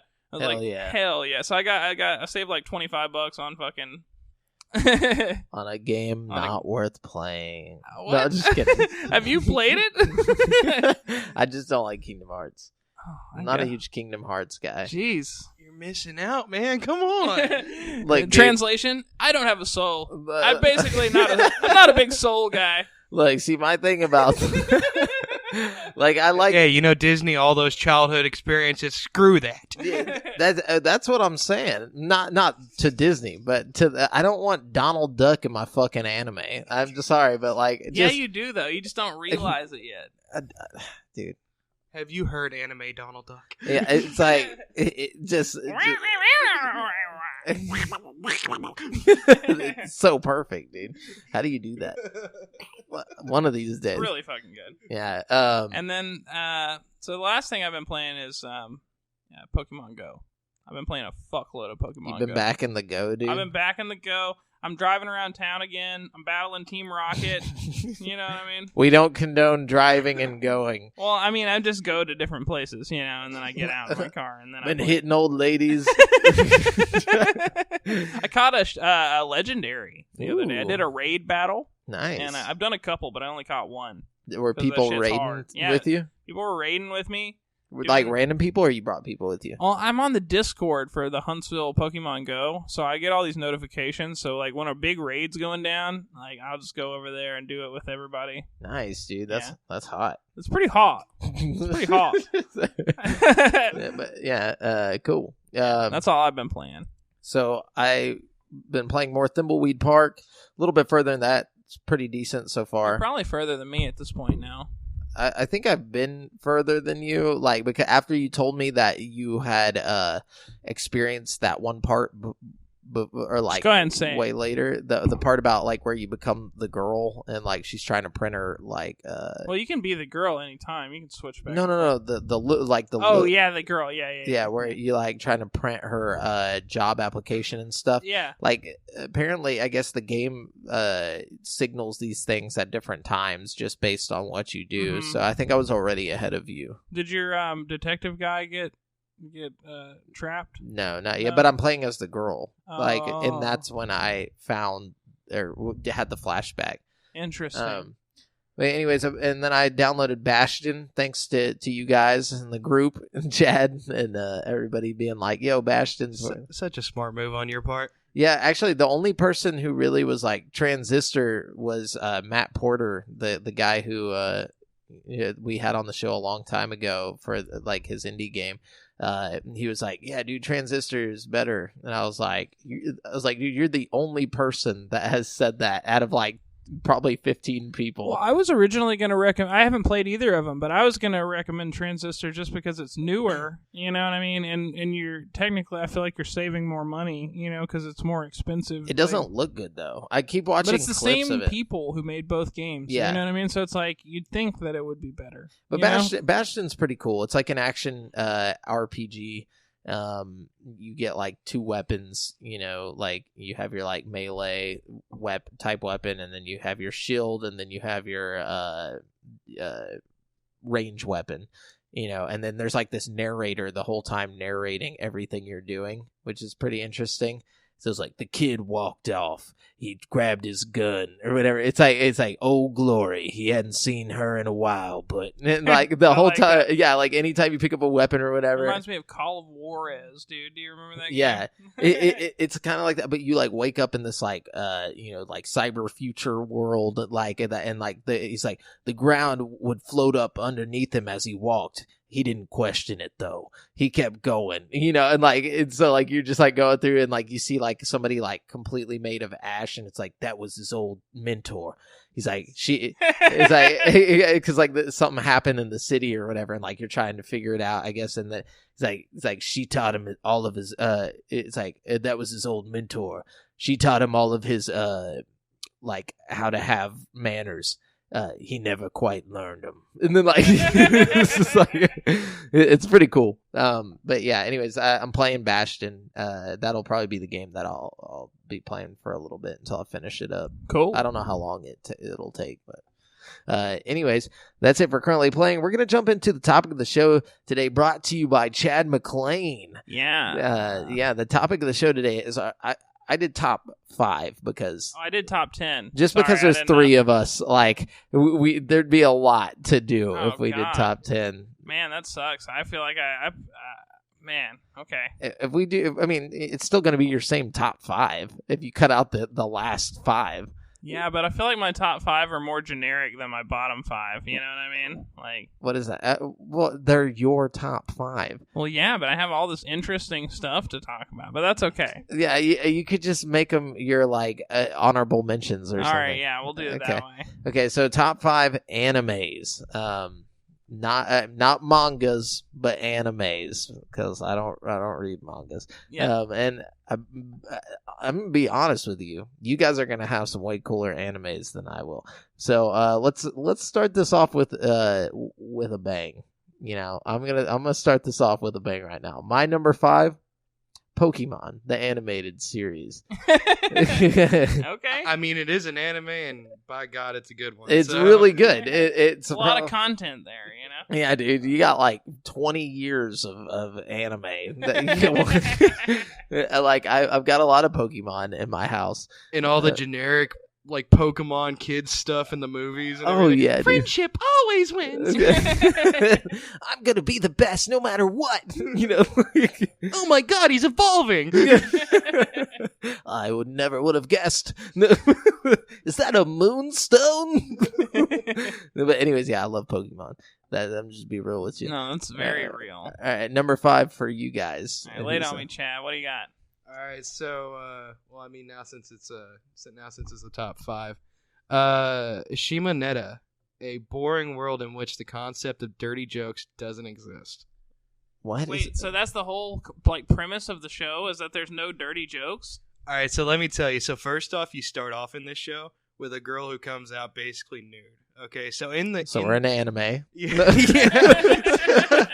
Hentai. No. So basically, in this world, like sex and dirty jokes and all that other stuff is basically taken out of society. So it's like Demolition Man. Yes. So basically, you can't say anything dirty. You can't think anything dirty, or else it sends off a signal to the government. This girl takes off her ankle monitor, I believe is what it is. Because she's trying to get laid. That, and also she's trying to lay the protagonist too. So it's a very funny and very witty story. So I like that idea. Again? I'm gonna have to check that out. That sounds really interesting. It's called Shimoneta, a boring world in which the concept of dirty jokes doesn't exist. Wait, that's the whole title is that? Yes. I thought you were just reading off a yeah, little like a summary. No, that's actually the name of the anime. That's so anime. Like very concise title there. It's like Shigo Nati Papa Frop, the woman who went outside. It's like a story about a kid who finds like a fucking animal in the woods. Do they have a dub of that, or is it just a sub? No, it has a dubbed and a sub, but the dubbed is so much more better. How's the I dom? like the dub. Where can I watch it? Do you know? Is there like a Funimation? Oh, okay, cool. Hell yeah. Gonna check it out for sure. Yeah, same. So my number 5 is gonna be Future Diary. It's a show about this kid who gets this like cell phone where he like texts himself from the future and like warns himself about shit. But there's also a bunch of other people that have like similar devices, and they have to like fight to the death because this like God is gonna like make them immortal or some shit. It's weird as fuck, but it's actually really, really good. And there's like a love story intertwined in all of it, and it's like it's one of those animes that's kind of all over the place, but not so all over the place that you can't follow it. You know what I mean? It's really, really good. Yeah, I started watching that show after you told me about Really? it. Yeah, it's pretty good. It's pretty good. Like, there's others that you probably like more. You probably like Erased a little more than the one I was talking about the other day. But it's this is one of my favorite. I like time travel as like a plot. As a plot thing, yeah. And like anything related to like time travel is interesting to me. I don't know. Yeah, Steins Gate is really good at doing that too, by the way. Yeah. Sweet. Yeah. I think I started watching Steins Gate. That's the one with the weird doctor guy. Steins Gate, you got to give it like 7 episodes, but it will fucking like suck you in hard, dude. Oh yeah. That's how I love my anime. Number 4 for me is Death Note. It's just one of those like go-to. So good. Like it doesn't get old. I've probably watched it like 3 times all the way through, and I don't typically just watch anime. You know, like it's just a good story. You were the one who told me to watch Death Note, and that Death Note is the anime that got me into anime, dude. Like It is the one that made me like I was constantly just chasing that high. Like I need something that's as good as Death Note, you know? Yeah, and that's what I mean by it. I found a lot of stuff that's close, but I still think it's maybe the best I've ever watched. Like it's so good. Like it's so fucking intense from front to back. The story is interesting. Like I don't know, just the way they like it's so good. Yeah, it's like it could be a movie. It doesn't even have to be an anime. It was a terrible movie. Well, yeah. You also have to realize too, they made more than one movie though. They actually have a Japanese live action that you can watch as well, and it's which actually is supposedly good. It's a lot better. My problem with those Japanese live actions of the animes is like you can The tell wigs. the wigs and like the production value is just terrible. Like you can say like with like Parasite and like they did an Attack on Titan one that was live action, and all those it's just like the CG is like laughably bad. Like even the Death Note movie, that was actually good. Like they had like the Ryu was just like it's like come on, dude. Like if they could take the CG from the new movie and like the director of the old movie and like mix them together somehow, maybe you could come up with a decent product. But like and try and make it look like real life Japanese people, not try to make them look like Japanese people cosplaying as anime characters. Dude, that's the only thing they did right in the newest movie was like dude, Willem Dafoe was so good as was it Ryu? Yeah. He's like, Ryuk, yeah. Godspeed, Spider-Man. It's like, it's not great, this dude. movie. Okay, yeah, that was my number 4. What you got, Chad? So this one's going to be a little bit fucked up for most of you people, but it's called King's Game. I'm down. It sounds So- like Game of Thrones. Is that where we're going? No, King's Game is basically it's actually a Japanese cultural myth, basically. Ooh. So King's Game is a game that teenagers like play, and basically whoever is the king can tell anybody to do whatever they want in a certain time period, and they have to do it or else they get punished. Oh, so it's hazing. Now, the premise of this anime, though, is that it's more fucked up. So basically, if you don't do what the king tells you to, you die. But it's in gruesome ways. So like sometimes you're literally your body just gets contorted in ways that your limbs fall off, or Is it like like you just like magically die, or like they have like people that like go and like fuck you up? Like Yeah. no, they just like literally die in front of you magically. So like, they're saying like it's like they're taking this like thing and making it supernatural, like.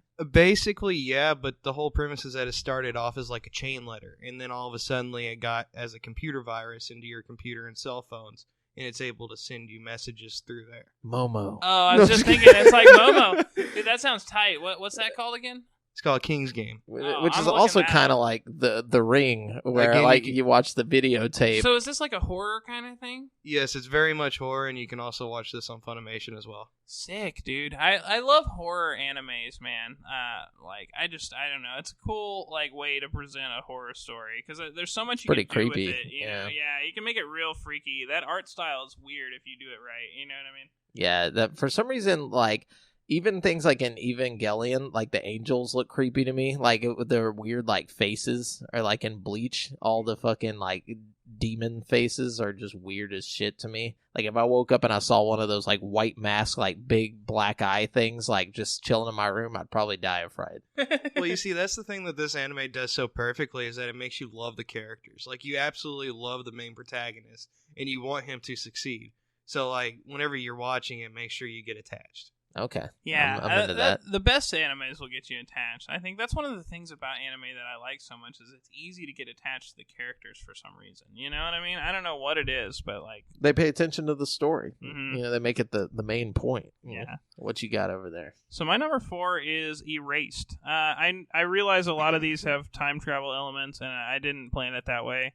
But Erased is one of the best shows I've ever seen, anime or not. It is so freaking good. It's about this kid who has the ability to like go back like 5 seconds in time. So he like, you know, if he sees some shit going down, like at the beginning of the movie he sees like a car crash or something, and he like goes back 5 seconds in time and like prevents it from happening by like throwing some stuff out in the street or something. I don't know. It was weird. But then like he's had this power his whole life, so he doesn't really question it, and he just goes around doing the best he can trying to help people with it. But then one day he like comes home and he finds his mom is murdered, and he like freaks out. You know, he finds his mom like stabbed to death, and he like freaks out, and his power goes crazy, and he like accidentally rewinds time all the way back to whenever he's like a little kid. So he basically like has to like live through his life up to that moment again. And like it's just really weird, and like it's like part like slice of life anime, part like supernatural horror thriller. I don't know. It's really, really, really good. It's so like beautiful, and like there's a love story, and like there's all this like detective elements. I don't know. It's got a lot going for it, and you can watch it on like Hulu. I think even it's really, really good show. I may check that one out. That one sounds more up my alley. Don't than... accidentally watch the live action version though. They did a live action. And it's pretty bad. Really? Yeah. It is freaking terrible. Do they wear wigs? Yeah, I think so. Many wigs. All the wigs, dude. Korean boy band wigs. Just like ridiculous. It's like, that's Goku's hair. No, yeah. Number 3 for me is Attack on Titan. Obviously, it's a good show. I feel like it kind of fell off there in the 3rd season for me. You know, I really like the first 2 seasons a lot, and then the 3rd season, it's like, it's kind of lukewarm. But I haven't finished it yet. I kind of fell off like halfway through it. So I think what really made the first season so good is the mystery. You know, and I think what made it fall off after the first season is that it wasn't so mysterious anymore, you know? It was more about the action, you know? Well, you see, the whole thing with the first 2 seasons also is that there was more action. So you saw a lot of people getting killed off and stuff like that.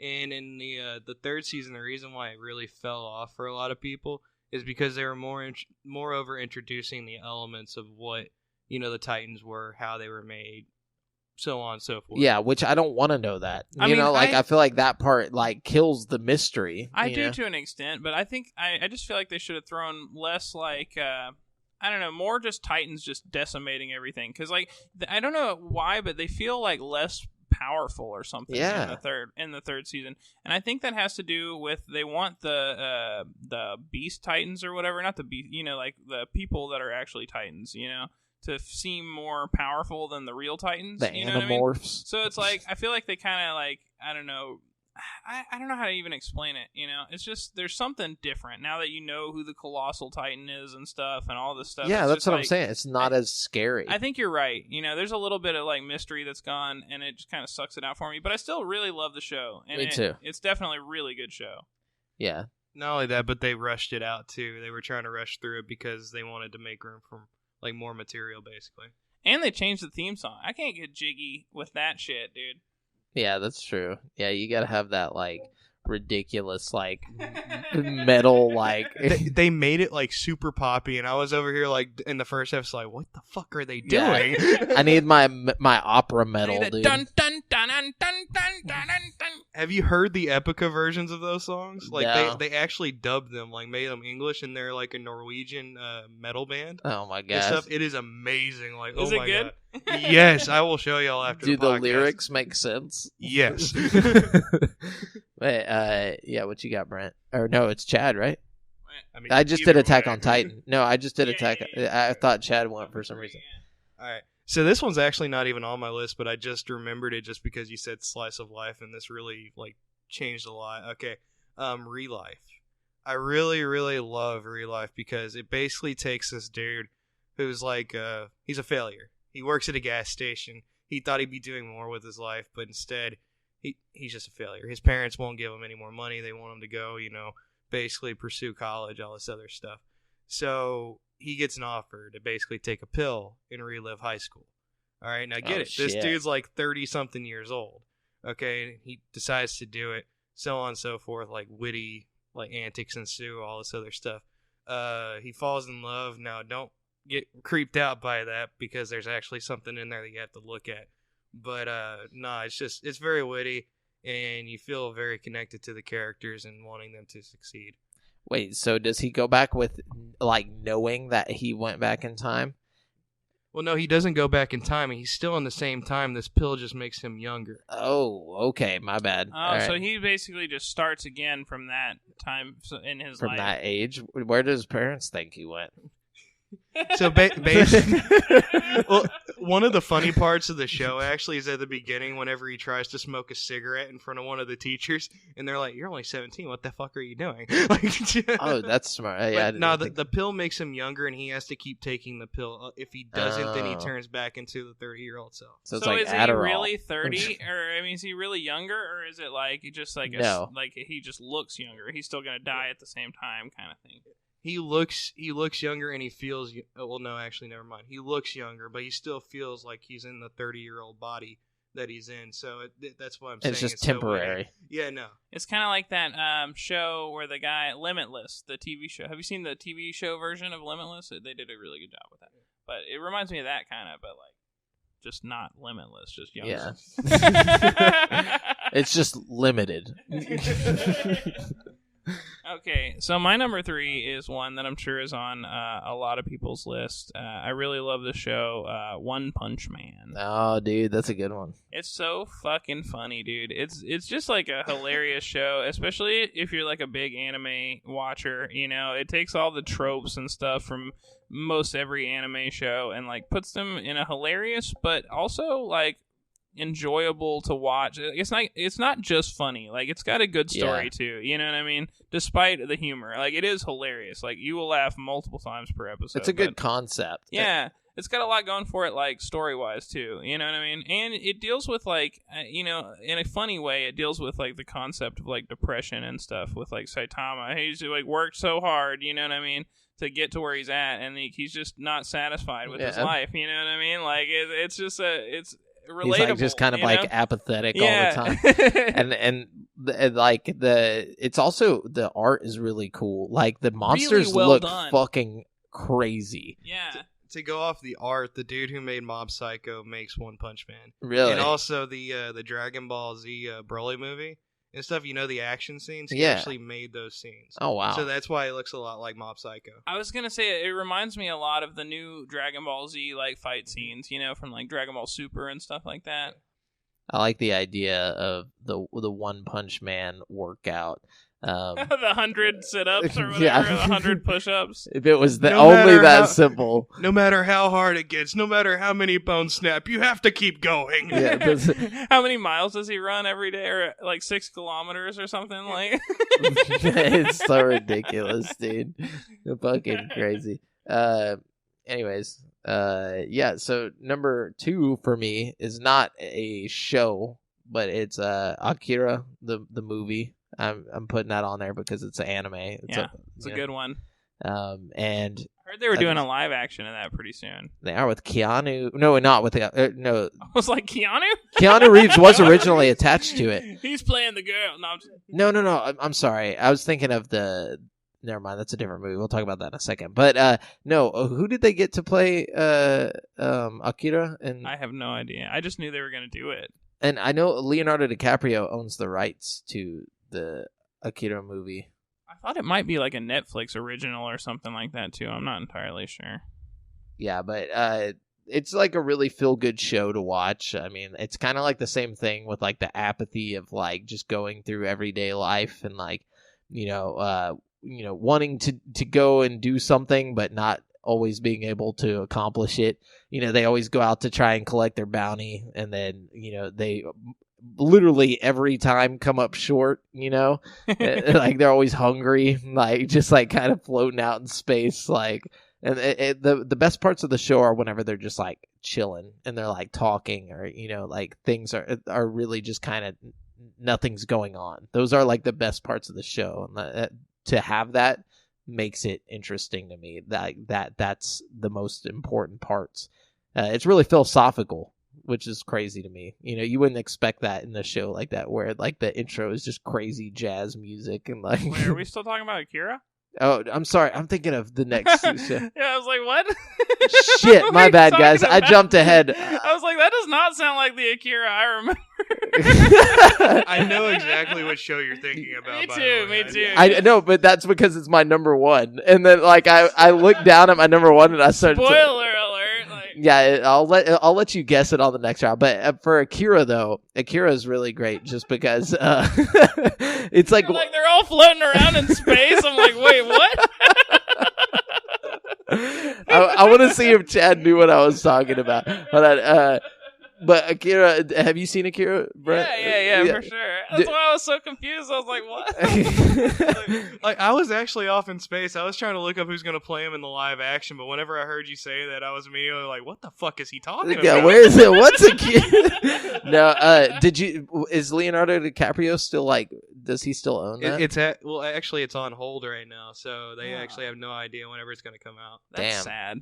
Okay. Well, basically, Akira is really hard to explain what it fucking is. Like, it's just like in the 80s, or like it's like new Tokyo. Like, I don't know how to explain what the fuck is happening in Akira, but like for some reason it's just like enjoyable and entertaining to watch. Like the way they use their motorcycles is super exciting to me. Like it made me want to get a motorcycle so bad the first time that I saw that movie because they would just like use them for everything. Like, oh, we need to start a fire. He'd like just fucking spark the shit, and it's like I'm like, oh, dude, shit doesn't work like that in real life, you know? Like it's just not that cool. Everyone's got really cool style. They got like their pill jackets and stuff, and like I just like the aesthetic of Akira. Yeah, really, like I want a giant poster of just like the fucking Akira. I feel like that's maybe the most iconic like anime poster of all time, or like movie cover. You know what I mean? It is, dude. And like I remember it like as a kid and not knowing anything about it. You know, just like seeing it. It's really visceral. It reminds me of that scene in Kill Bill where everything's white and she like cuts that chick's the top of her head off. You know what I mean? Oh yeah, and her brain's sticking out. Yeah. It reminds me of food. Oh wow. No, anyways, what you got, Chad? Sorry for that mic pop. Okay. So for my number 2, actually, so one of my friends showed me this anime while I was over hanging out with. Okay, so let me tell you, it was Christy, Ian, and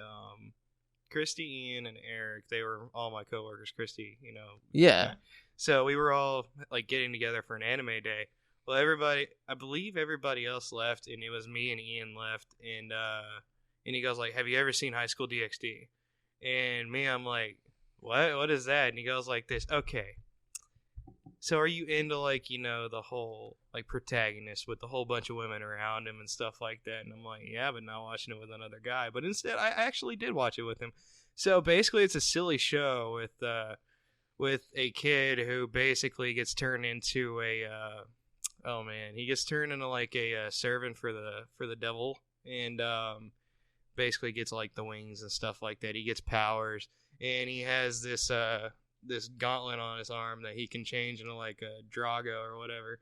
And the show just basically pokes fun at, you know, like the tits and all this other stuff, and basically makes that a huge part of the show. But there's actually serious parts to it too. But it's honestly really good. And High School DxD is my number 2, just because of how fun it is, how serious it can be, and opie boobies, you know. And opie. That reminds me of that show that's on Netflix where it's like that anime where the guy's just like every girl like wants him or whatever, and he's just like, oh, what's that called? You know what I'm talking about? I know what you're talking about. And he's just like, "Nah, I'm good." Like at all time, like he just like turns them all down, and he's like super smart and like has like all these abilities. Like I forget what the show's even called, but I watched it with Kenny. I thought that's what you were talking about for a second, but I don't know. I'll remember tomorrow and be like, "Fuck." Well, I'll look it up. But anyways, what you got, Brent, for number 2? All right, I'm going my number 2 is Steins Gate. It's so good. It's probably the best plot in an anime that I've watched, aside from Death Note. I don't know, man. It's just like so smart. Like the way they like set everything up and then circle back to it later in the show is just like incredible. Like you can tell that the like storyboarding was just really on point. Like everything like makes sense. Like little things that didn't matter like start to matter. Like, it's just an incredibly detailed story. And, like, the second time you watch through it, it's even better than the first time because it's like, holy shit, that makes so much sense. Or, like, I didn't see that, but that's what happened. And, you know, it's one of those where you connect the dots and it's like mind-blowing. It's like the first time you watch The Matrix or something. Like, it's really, really good. Like, really good. I was actually going to say about, like, the whole Matrix standpoint to it. Because, like, whenever you watch it and then you finally start getting it, and, like, you start getting the innuendos and stuff, you're like, oh my god, I'm smart. Yeah, it makes you feel smart as fuck when you start connecting the dots, because it leaves a lot to you. You know what I mean? Like, it tells you what's going on to the point where you, like, can enjoy the show, but there's also, like, a lot that you will just notice, like, oh, wow, like, you know, that's who that is, or that happened there, or, well, he's not who he's supposed to be, or, you know? And actually, Funimation had one of the biggest teams to actually translate that show from the sub to the dub, because they wanted to make it as actual to the subbed as possible. Which is cool, because, you know, there's a lot of that could get lost in translation, you know what I mean, with such, like, specific things that happen, you know what I mean? They need to be really on point with the details on that, you know? especially whenever it comes to like time travel and stuff like that. You have to be on point. And I'm like obsessed with time travel, and I will say this is the best time travel anime out. You know what I mean? And there's like the 3 that I've listed are excellent, but this one is the best of the 3 for sure. You got to give it like 7 episodes though, like I said. But those 7 episodes that seem kind of boring at the beginning set up the whole show, and like they are so relevant later in the show, and it's worth every second that you watch them. They're like 20 minutes long, so it's 7 episodes sounds bad, but it's really only a few hours, you know. Yeah. I'm definitely going to try and hop back into that. I think I watched like 2 episodes and I was like, the problem is the main character is really annoying at first, but like once you realize that everybody else in the show is also annoyed with the main character, it's like, okay, that's how they meant for it to be. Like, it's not just like, oh, this guy's fucking annoying. They fucked up and made this character annoying. Like, they did it on purpose, you know, and you realize that a little bit into the show. You're like, oh, okay, he's supposed to be really fucking annoying. That show that I was talking about was The Disastrous Life of Psyche Kai. I knew I was gonna say the name. I was like, is he talking about Psyche Kai? Right no, now? Just not the last episode, or not like my number 1. Well, no, I know that, but I mean the one that I was just talking about. I knew that. I swear I was like, okay, it's Netflix, so it has to be. and so that one's pretty funny. Like it kind of reminds me of One Punch Man in the way that like it's just making fun of other animes the whole time. Oh, I'll have to check that out. It's pretty good. But my number 1, did you guess what I was talking about? Now, you said something about floating in space, and then you were like, the music, and I was like, I immediately, like, dinged. Is it Cowboy Bebop? It is Cowboy Bebop. Yeah. Cowboy Bebop is number 1. As soon as you said they were floating around in space, and that was, like, a main part of the show, I was like, okay, this is Cowboy Bebop we're talking about here. There's a lot of... I feel like there's a lot of anime where they float around in space, but I guess Cowboy Bebop is just, like, the main one. Well, not only that, but the soundtrack is iconic. Tank is literally one of the best intros to an anime ever, like, by far. Yeah, for sure. And that's what I was talking about. It's like the first time you like turn it on and like you hear like the jazzy like music playing, you're just like, what is this even about? You know, like it's just kind of like it doesn't give you an idea at first until after you watch it, and then you're like, this is the perfect song for this show. It makes so much sense. And it's like the whole show is like super stylish too. Like I feel like if it was made today, it would be even more like beautiful and stylish. You know, like for a show that's still got that old like square format. You know what I mean? Like it holds up really well compared to other shows like old like that. You know what I mean? Yeah, definitely. It's like it's got that Batman animated series like blocky look to it, but like Inuyasha fucking like. Oh, dude. That's crazy. Inuyasha. It was like Inuyasha, and I'm over here like, no, the bells. No.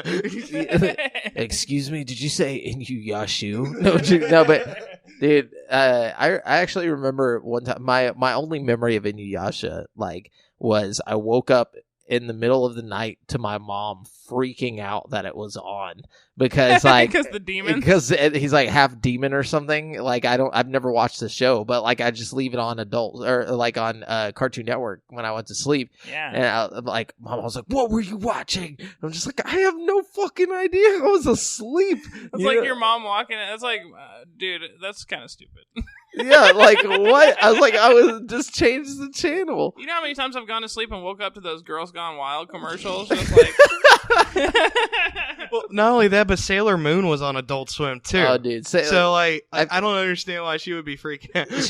She was like super like religious. Like the demon part was what pissed her off. Like it wasn't. Had to throw away all his Yu-Gi-Oh cards at one point. It was pretty hardcore. My childhood was burned. Anyways, my deck cost $200. Oh shit! Damn, that's an expensive deck you got there. Yeah. Take that to a competition. Oh yeah. Yeah, deck comp. So what you got for number 1, Chad? All right. So I mean, basically, like I'm going off the list now, but the whole old school vibe that you just gave there really reminded me of like the first anime that I really, really enjoyed, and it's called Yu Yu Hakusho. Oh, I've seen this. Now, it was a Shonen Jump kind of like, DBZ, Naruto, and Yu-Gi-Oh! And all that other stuff. So it was like very based off of the manga and like those weekly like comics that you would get. But really what got me into it was the whole fact of like it took it literally took a kid out of his element. Like, he didn't want to save the world or anything like that. He didn't want to do that. But instead, just because he wants to live and because he wants to, relive life the way that he needs to, he goes in and, basically becomes a spirit detective. And he saves people. He saves the world. He does stuff that he really didn't imagine that he would do.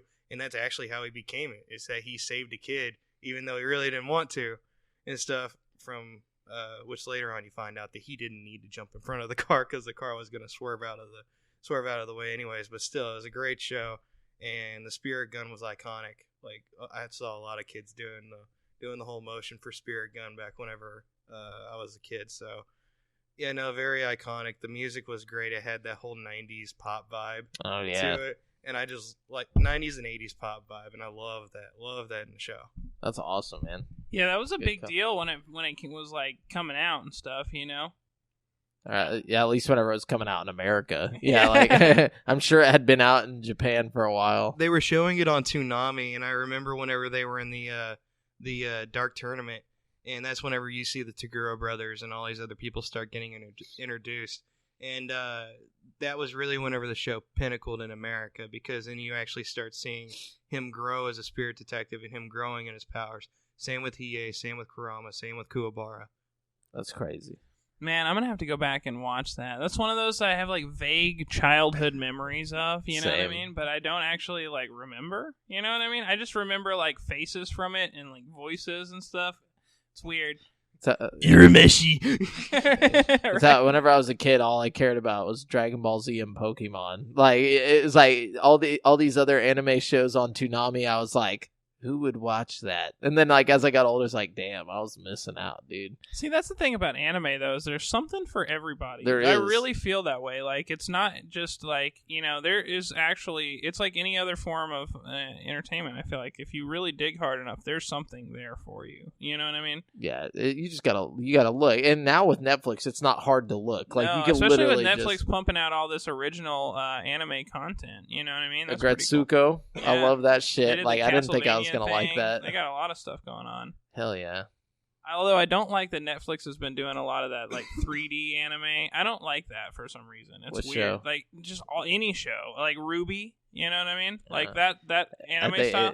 I don't dislike the show. I just hate the art style. Isn't that like because it's like low quality though? No, it's not even low quality. It's just like what they're going for, and I just kind of dislike it. I don't know. It's weird. Isn't that Rooster Teeth though? I don't know. It's Cockbite first, though.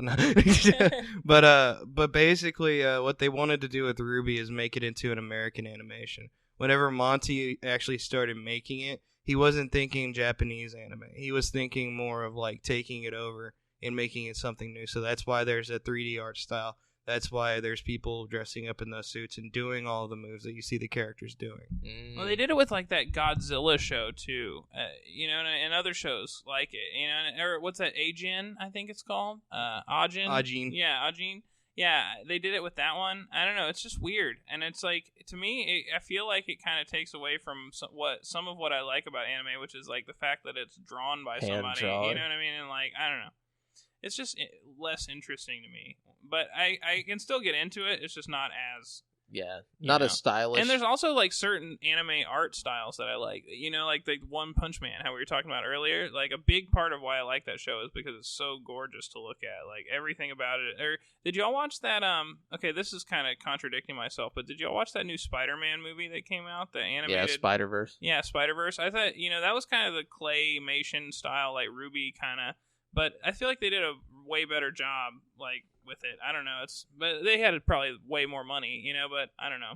Well, to put it into layman's terms, the Into the Spider-Verse was actually cel shaded and 3D art style. Yeah, it looked good to me. I like what they did there. What? So what's your honorables? No. Oh, you didn't even do your number one. So my number one is Death Note. If you guys haven't figured that out, just by just by listening to me rave about Death Note. I love Death Note so much. It's the reason I like anime at all, and it's just a fucking great show. It is, and it's weird how long it was out for that I never took the time to just watch it. Like, it's crazy because Netflix like basically allowed me to get into anime because I was never going to spend my money on it, because I was like, there's nothing here for me and as a kid. But like once if Netflix was like, oh, why don't you just watch the whole fucking show anytime you want? And I was like, you know what? I I'm not spending any money on it. I might as well watch it. And then I'm like, shit, I would have spent plenty of money on this, and that's just like, it takes you down that road. Yeah. See, my thing is, Death Note showed me that there's more to anime than like Gundam suits and screaming, Gokus. You know what I mean? Like, I don't know. It really opened my eyes to the fact that like there's all kinds of different stories to be told out there that you haven't heard yet. You know what I mean? And that are probably just as good as this. You know what I mean? Yeah. Definitely. No, another one like that is Full Metal. Full Metal Alchemist is like... I've heard that's on like everybody's top 10. I haven't actually watched it at all. Oh, it's so good, dude. I mean, it has some of the tropes of like, I don't really know where to start. I mean, I've heard people say just watch Brotherhood. Yeah, just watch Brotherhood. It's just a recap of the entire like... The other one, I guess, like the manga hadn't finished yet, so they did a bunch of like random filler episode. Yeah. So it just takes that and takes away all the filler. It's kind of like if you've ever seen DBZ Abridged. Yeah. Basically what they do is they just take out all the fillers and they make funny jokes about it, and then they like make longer segments of the serious stuff that goes on. So, yeah. But they make it funny. It's worth it though. It's definitely it's a dark show. Actually, if you want it to be really dark, just watch the original one. Don't watch the fucking Brotherhood. Hell yeah. Yeah. Okay. Anyways, now on to your honorables. So my honorable mentions, I'm going to give you, I have 4 actual honorable mentions, and then I have like my 10 through 5. So I'm going to do my 10 through 5 first, and then I'll give you my 4, but I'll try to be quick about it. Yeah, just try. We're 2 hours in. Oh, gosh. Well, if there's anything you guys want to stop me and talk about, feel free to, because I got all kinds of shit. So number 10 for me is Death Parade. It's weird. It's about these people who die and they go to Quindecum. Which is like a fucking place that's like between heaven and hell, and like they have to play a game to decide if they go to heaven or hell. It's really interesting and it's kind of weird. Attack on Titan is my number 9. Norigami is my number 8, which is the story of this like minor god who's trying to gain popularity, so people will build shrines about him so they'll like remember his name. It's fucking excellent. It's so good. It's really funny. It's kind of got that slice of life vibe too. A lot going on, a lot of different characters. Like, I don't know, it's really interesting. Now my number 7 is Monster, which is a show about this doctor who saves this kid who turns out to be like a serial killer, and his way of like repaying the doctor is like going around killing people, but then they start blaming the doctor for killing people, and like it's just this crazy ride with like this serial killer from Germany and like this doctor who's just trying to clear his name and he's on the run. It's really interesting, and it's like a good, like, if you like that like Death Note kind of vibe where it's like a back and forth battle of the minds kind of thing, Monster is a really, really good one. It's dark and it's violent and it's interesting. And my number 6 is Parasite, The Maximum. Excellent fucking show. It's like about this kid who gets this space worm in his hand, and his hand turns into this like monster that like fucks people up, and and like so he has to go around like killing the other parasites for some reason.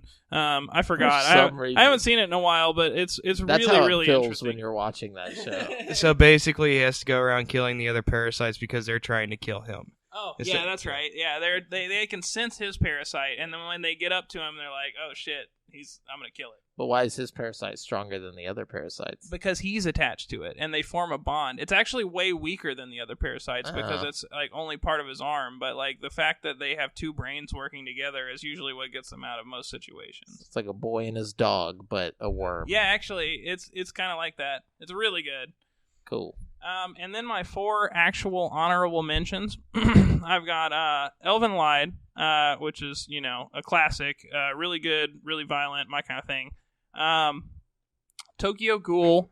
I like Tokyo Ghoul. I don't know. The story wasn't strong enough to make my like top 10, but it's still interesting and good enough to like watch. Just not good enough for me to be like, oh, you guys have to see this right now. You know what I mean? Yeah. I also feel like it kind of takes a lot of tropes from other animes, and I kind of feel like they're stealing a lot of different like themes and stuff, but it's still really good.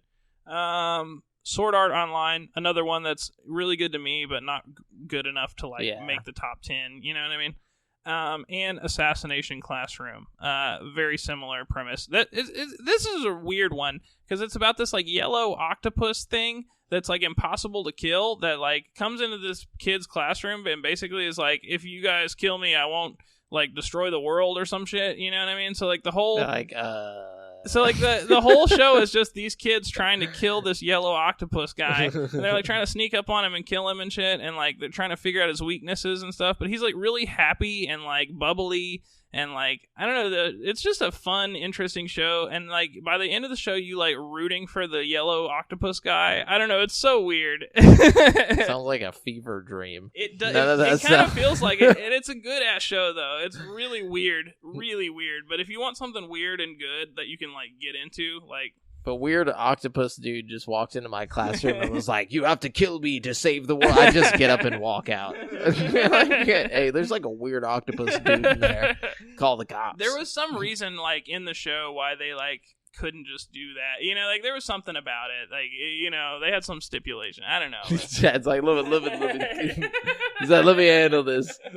I'm sorry, but I'm very extensive with anime knowledge. No, it's okay. But basically the reason why they have to do this is because even the U.S. government can't kill him. No government can kill him in the entire world. So they just why basically, are these kids gonna be able to kill him? Because they want to because there's more of him around, and they want to train these kids to be able to kill this person. So. Oh, so it's a test. And also, there's some reason like why the professor or whatever like wanted to be in that classroom. Like they basically are just like, okay, you know, I don't know. He's got some grand plan, you know, like he's kind of like omniscient almost. Like it's weird. Like he's like a god basically. And it's really fucking weird, dude. Anime. Basically. Yeah. Did you have any honorables? Yeah. I have a couple. Oh, yeah. So Akame got killed. Just spoiler. Don't get attached to any of the characters. Overlord, of course, is one of them too. Another isekai. Basically, what it is this dude gets stuck into a video game that's actually about to shut down, and because he's so immersed in it, he gets stuck in it. So he actually changes some things around before it becomes his actual world of where he lives in. And basically, witty antics ensue. This woman who they actually added in for the anime, I forget her name, but they added her in for the anime. Becomes in love with him, like frantically in love with him. So she always wants to be with him, always wants to basically fuck him. So, and not only that, but it shows a lot of character development and also how someone who is very sane can turn crazy at any point in time. Let me see here. My Hero Academia. I know this should be a top 5 for a lot of people, but again with the whole tropes thing, it really takes a lot of stuff out of other animes and just puts it into one. And I agree, it's one of the best of our time, but I mean, it has to go longer before you can really call it in the top 5. Aren't you wearing like the shirt right now? Yes, but that's also because I went to Think Geek and they were doing 2 for like 3 for 2 base. So like if you buy 2 of them, you get one of them. Like, I mean, hey, it's free. Getting an honorable mention. Yeah. Right. One more that's not on my list. Actually 2 more. Tokyo Ghoul is one of them, of course. And another one is High School of the Dead. Oh, I was going to mention High School of the Dead a minute ago. That's my shit, dude. It's kind of stupid, but it's my shit. Well, actually, what's funny is that it has a lot of elements of like High School DxD, so opie, boobies. Yeah. All my top 10 animes involve boobies. but you actually do see character development. There are serious aspects of the show, like there are these high school kids who have to kill off zombies. I mean, and Is there more to it? Is there more to it now? Because like when I watched it, it was like 6 episodes or 12 episodes out, and that was it. You know what I mean? Well, they're planning on trying to come out with another season, but I think the author died, or he's basically not writing it anymore. But he did get up all the way till like, oh man, he got really far into it, but they just haven't done another season of it. But I'm gonna have to get back in. So there's more than 12 episodes now, though, right? No, it's still just the regular. But they do have the little movie that they made, or like little PSA, but that's basically all just for fan service, and yeah, they just get high, and yeah. They get high? Yeah, they get high off of some fucking plant that they find at a beach, and then, like, you know, everybody decides to just start fucking each other. It's great. Anime. What does that have to do with zombies? Nothing. But all right, well, that's our top time, man. Yeah, that's it for the topic of the show. If we missed one of your favorite animes and you want to talk about it, drop it in the Facebook group, or you can drop it in the comments on the YouTube channel, wherever the fuck. We'll see it, and we'll talk to you. We're gonna go on over to the People's Champ. I mean, the OG People's Champ is here. Chad's Corner. But I was thinking we should give People's Champ to Jay today, dude, because like he came in with the fucking anime though. Like he didn't even know. Oh shit, it's meant to be. All right, I guess Jay gets it then. Giselle says, "What if people played the Dragon Ball games just like the show? There'd be a lot of to be continued moments." Previously on Dragon Ball Z, the video game. Previously on Dragon Ball Z. It's like, oh, that's so good. Fucking, it would be great. I'd be super down for that. Like, where people just take it that serious and, like, you know, it's like, well, not like that. I just mean, you're just screaming for like 30 minutes in the game, just like, Goku, just like the whole game is just you training. Like, yeah, there's just a guy standing at the side by your side, just like screaming your name when you get beat up or something. It's over 9,000. Yeah, I think they're making that new game. That's how I'm gonna play that game. Dude, did you see that? Did you see like the gameplay for that game? Yeah, looks dope. Dude. Looks pretty dope, dude. This is all I've ever wanted from a Dragon Ball Z game. Well, you're about to get it. It's like open world, you know, like fucking. They tried to do that with Budokai 3, I believe, but it didn't pan out the way that they wanted to. Really? Mm. Yeah, basically what they did is they made an entire like open world map where you could drop down and get the Dragon Balls, and like you're flying in the air, but it didn't have any other elements except for you flying around and dropping down to get random shit. So that sounds horrible. Yeah, it sounds pretty bad. But yeah, so yeah, thanks, Jay. I think we could up all of our video game competitions if we treated it like Dragon Ball Z. It's true. Like true. All the Smash Evo tournaments, people just get fucking. Okay, what you got? What else? All right, so we got Justin here. Justin Walker. He says, "What's the next generation of gaming going to look like? All digital? VR? Is free to play on the rise or falling off?" So we got a couple different like questions within the question here. Yeah, I think that it's just going to be no loading screens is basically going to be the future. I believe actually on an earlier podcast like last year I asked the same question, like, what do you think the next generation of gaming is? Do you think it's going to end up like Sword Art Online where we're actually we put did into the game? And I like that question because basically there's actually people out there working on it right now of kind of like what Sword Art Online is. So like they're trying to basically make it to where you can get your body, like your whole entire like nervous system into a game. That would be That'd be fucking sick. insane. I would never do that. Oh, I would do it. I would do it every single fucking day, dude. You would hook something into your central nervous system, bro. That's where you'd have to come find my ass, bro. I'd be in there, dude. Hey, you could jack me into the fucking Matrix, dude. You can put a little screw in the back of my head, dude. I don't give a fuck. God damn, dude. I'm down for that shit. That sounds dope. If it comes out like Sword Art Online where I can like just run in a field and just do whatever the fuck I want, and you know? Fill it. Yeah, dude. Fuck yeah, dude. Fuck yeah, dude. Imagine how scary games would be, dude. Can you just imagine that? I would never do that. Yeah, you know, like you actually feel the jump scares. It's like that's my thing. It's like I wouldn't be able to deal with that. No, I couldn't. I'm down with it. I like the idea of that future because I'd be the only one chilling here. I'd just kind of take over. Like I'd walk into stores and just take shit because everybody be jacked into the Matrix. I'd be living out here playing normal ass video games. Yeah. As far as digital or physical, I think we're gonna have one more generation of physical games like that exist, and then it will be all digital after that. Or I think about halfway through this next gen, yeah, I we're think gonna so lose too. all physical copies. I think so too.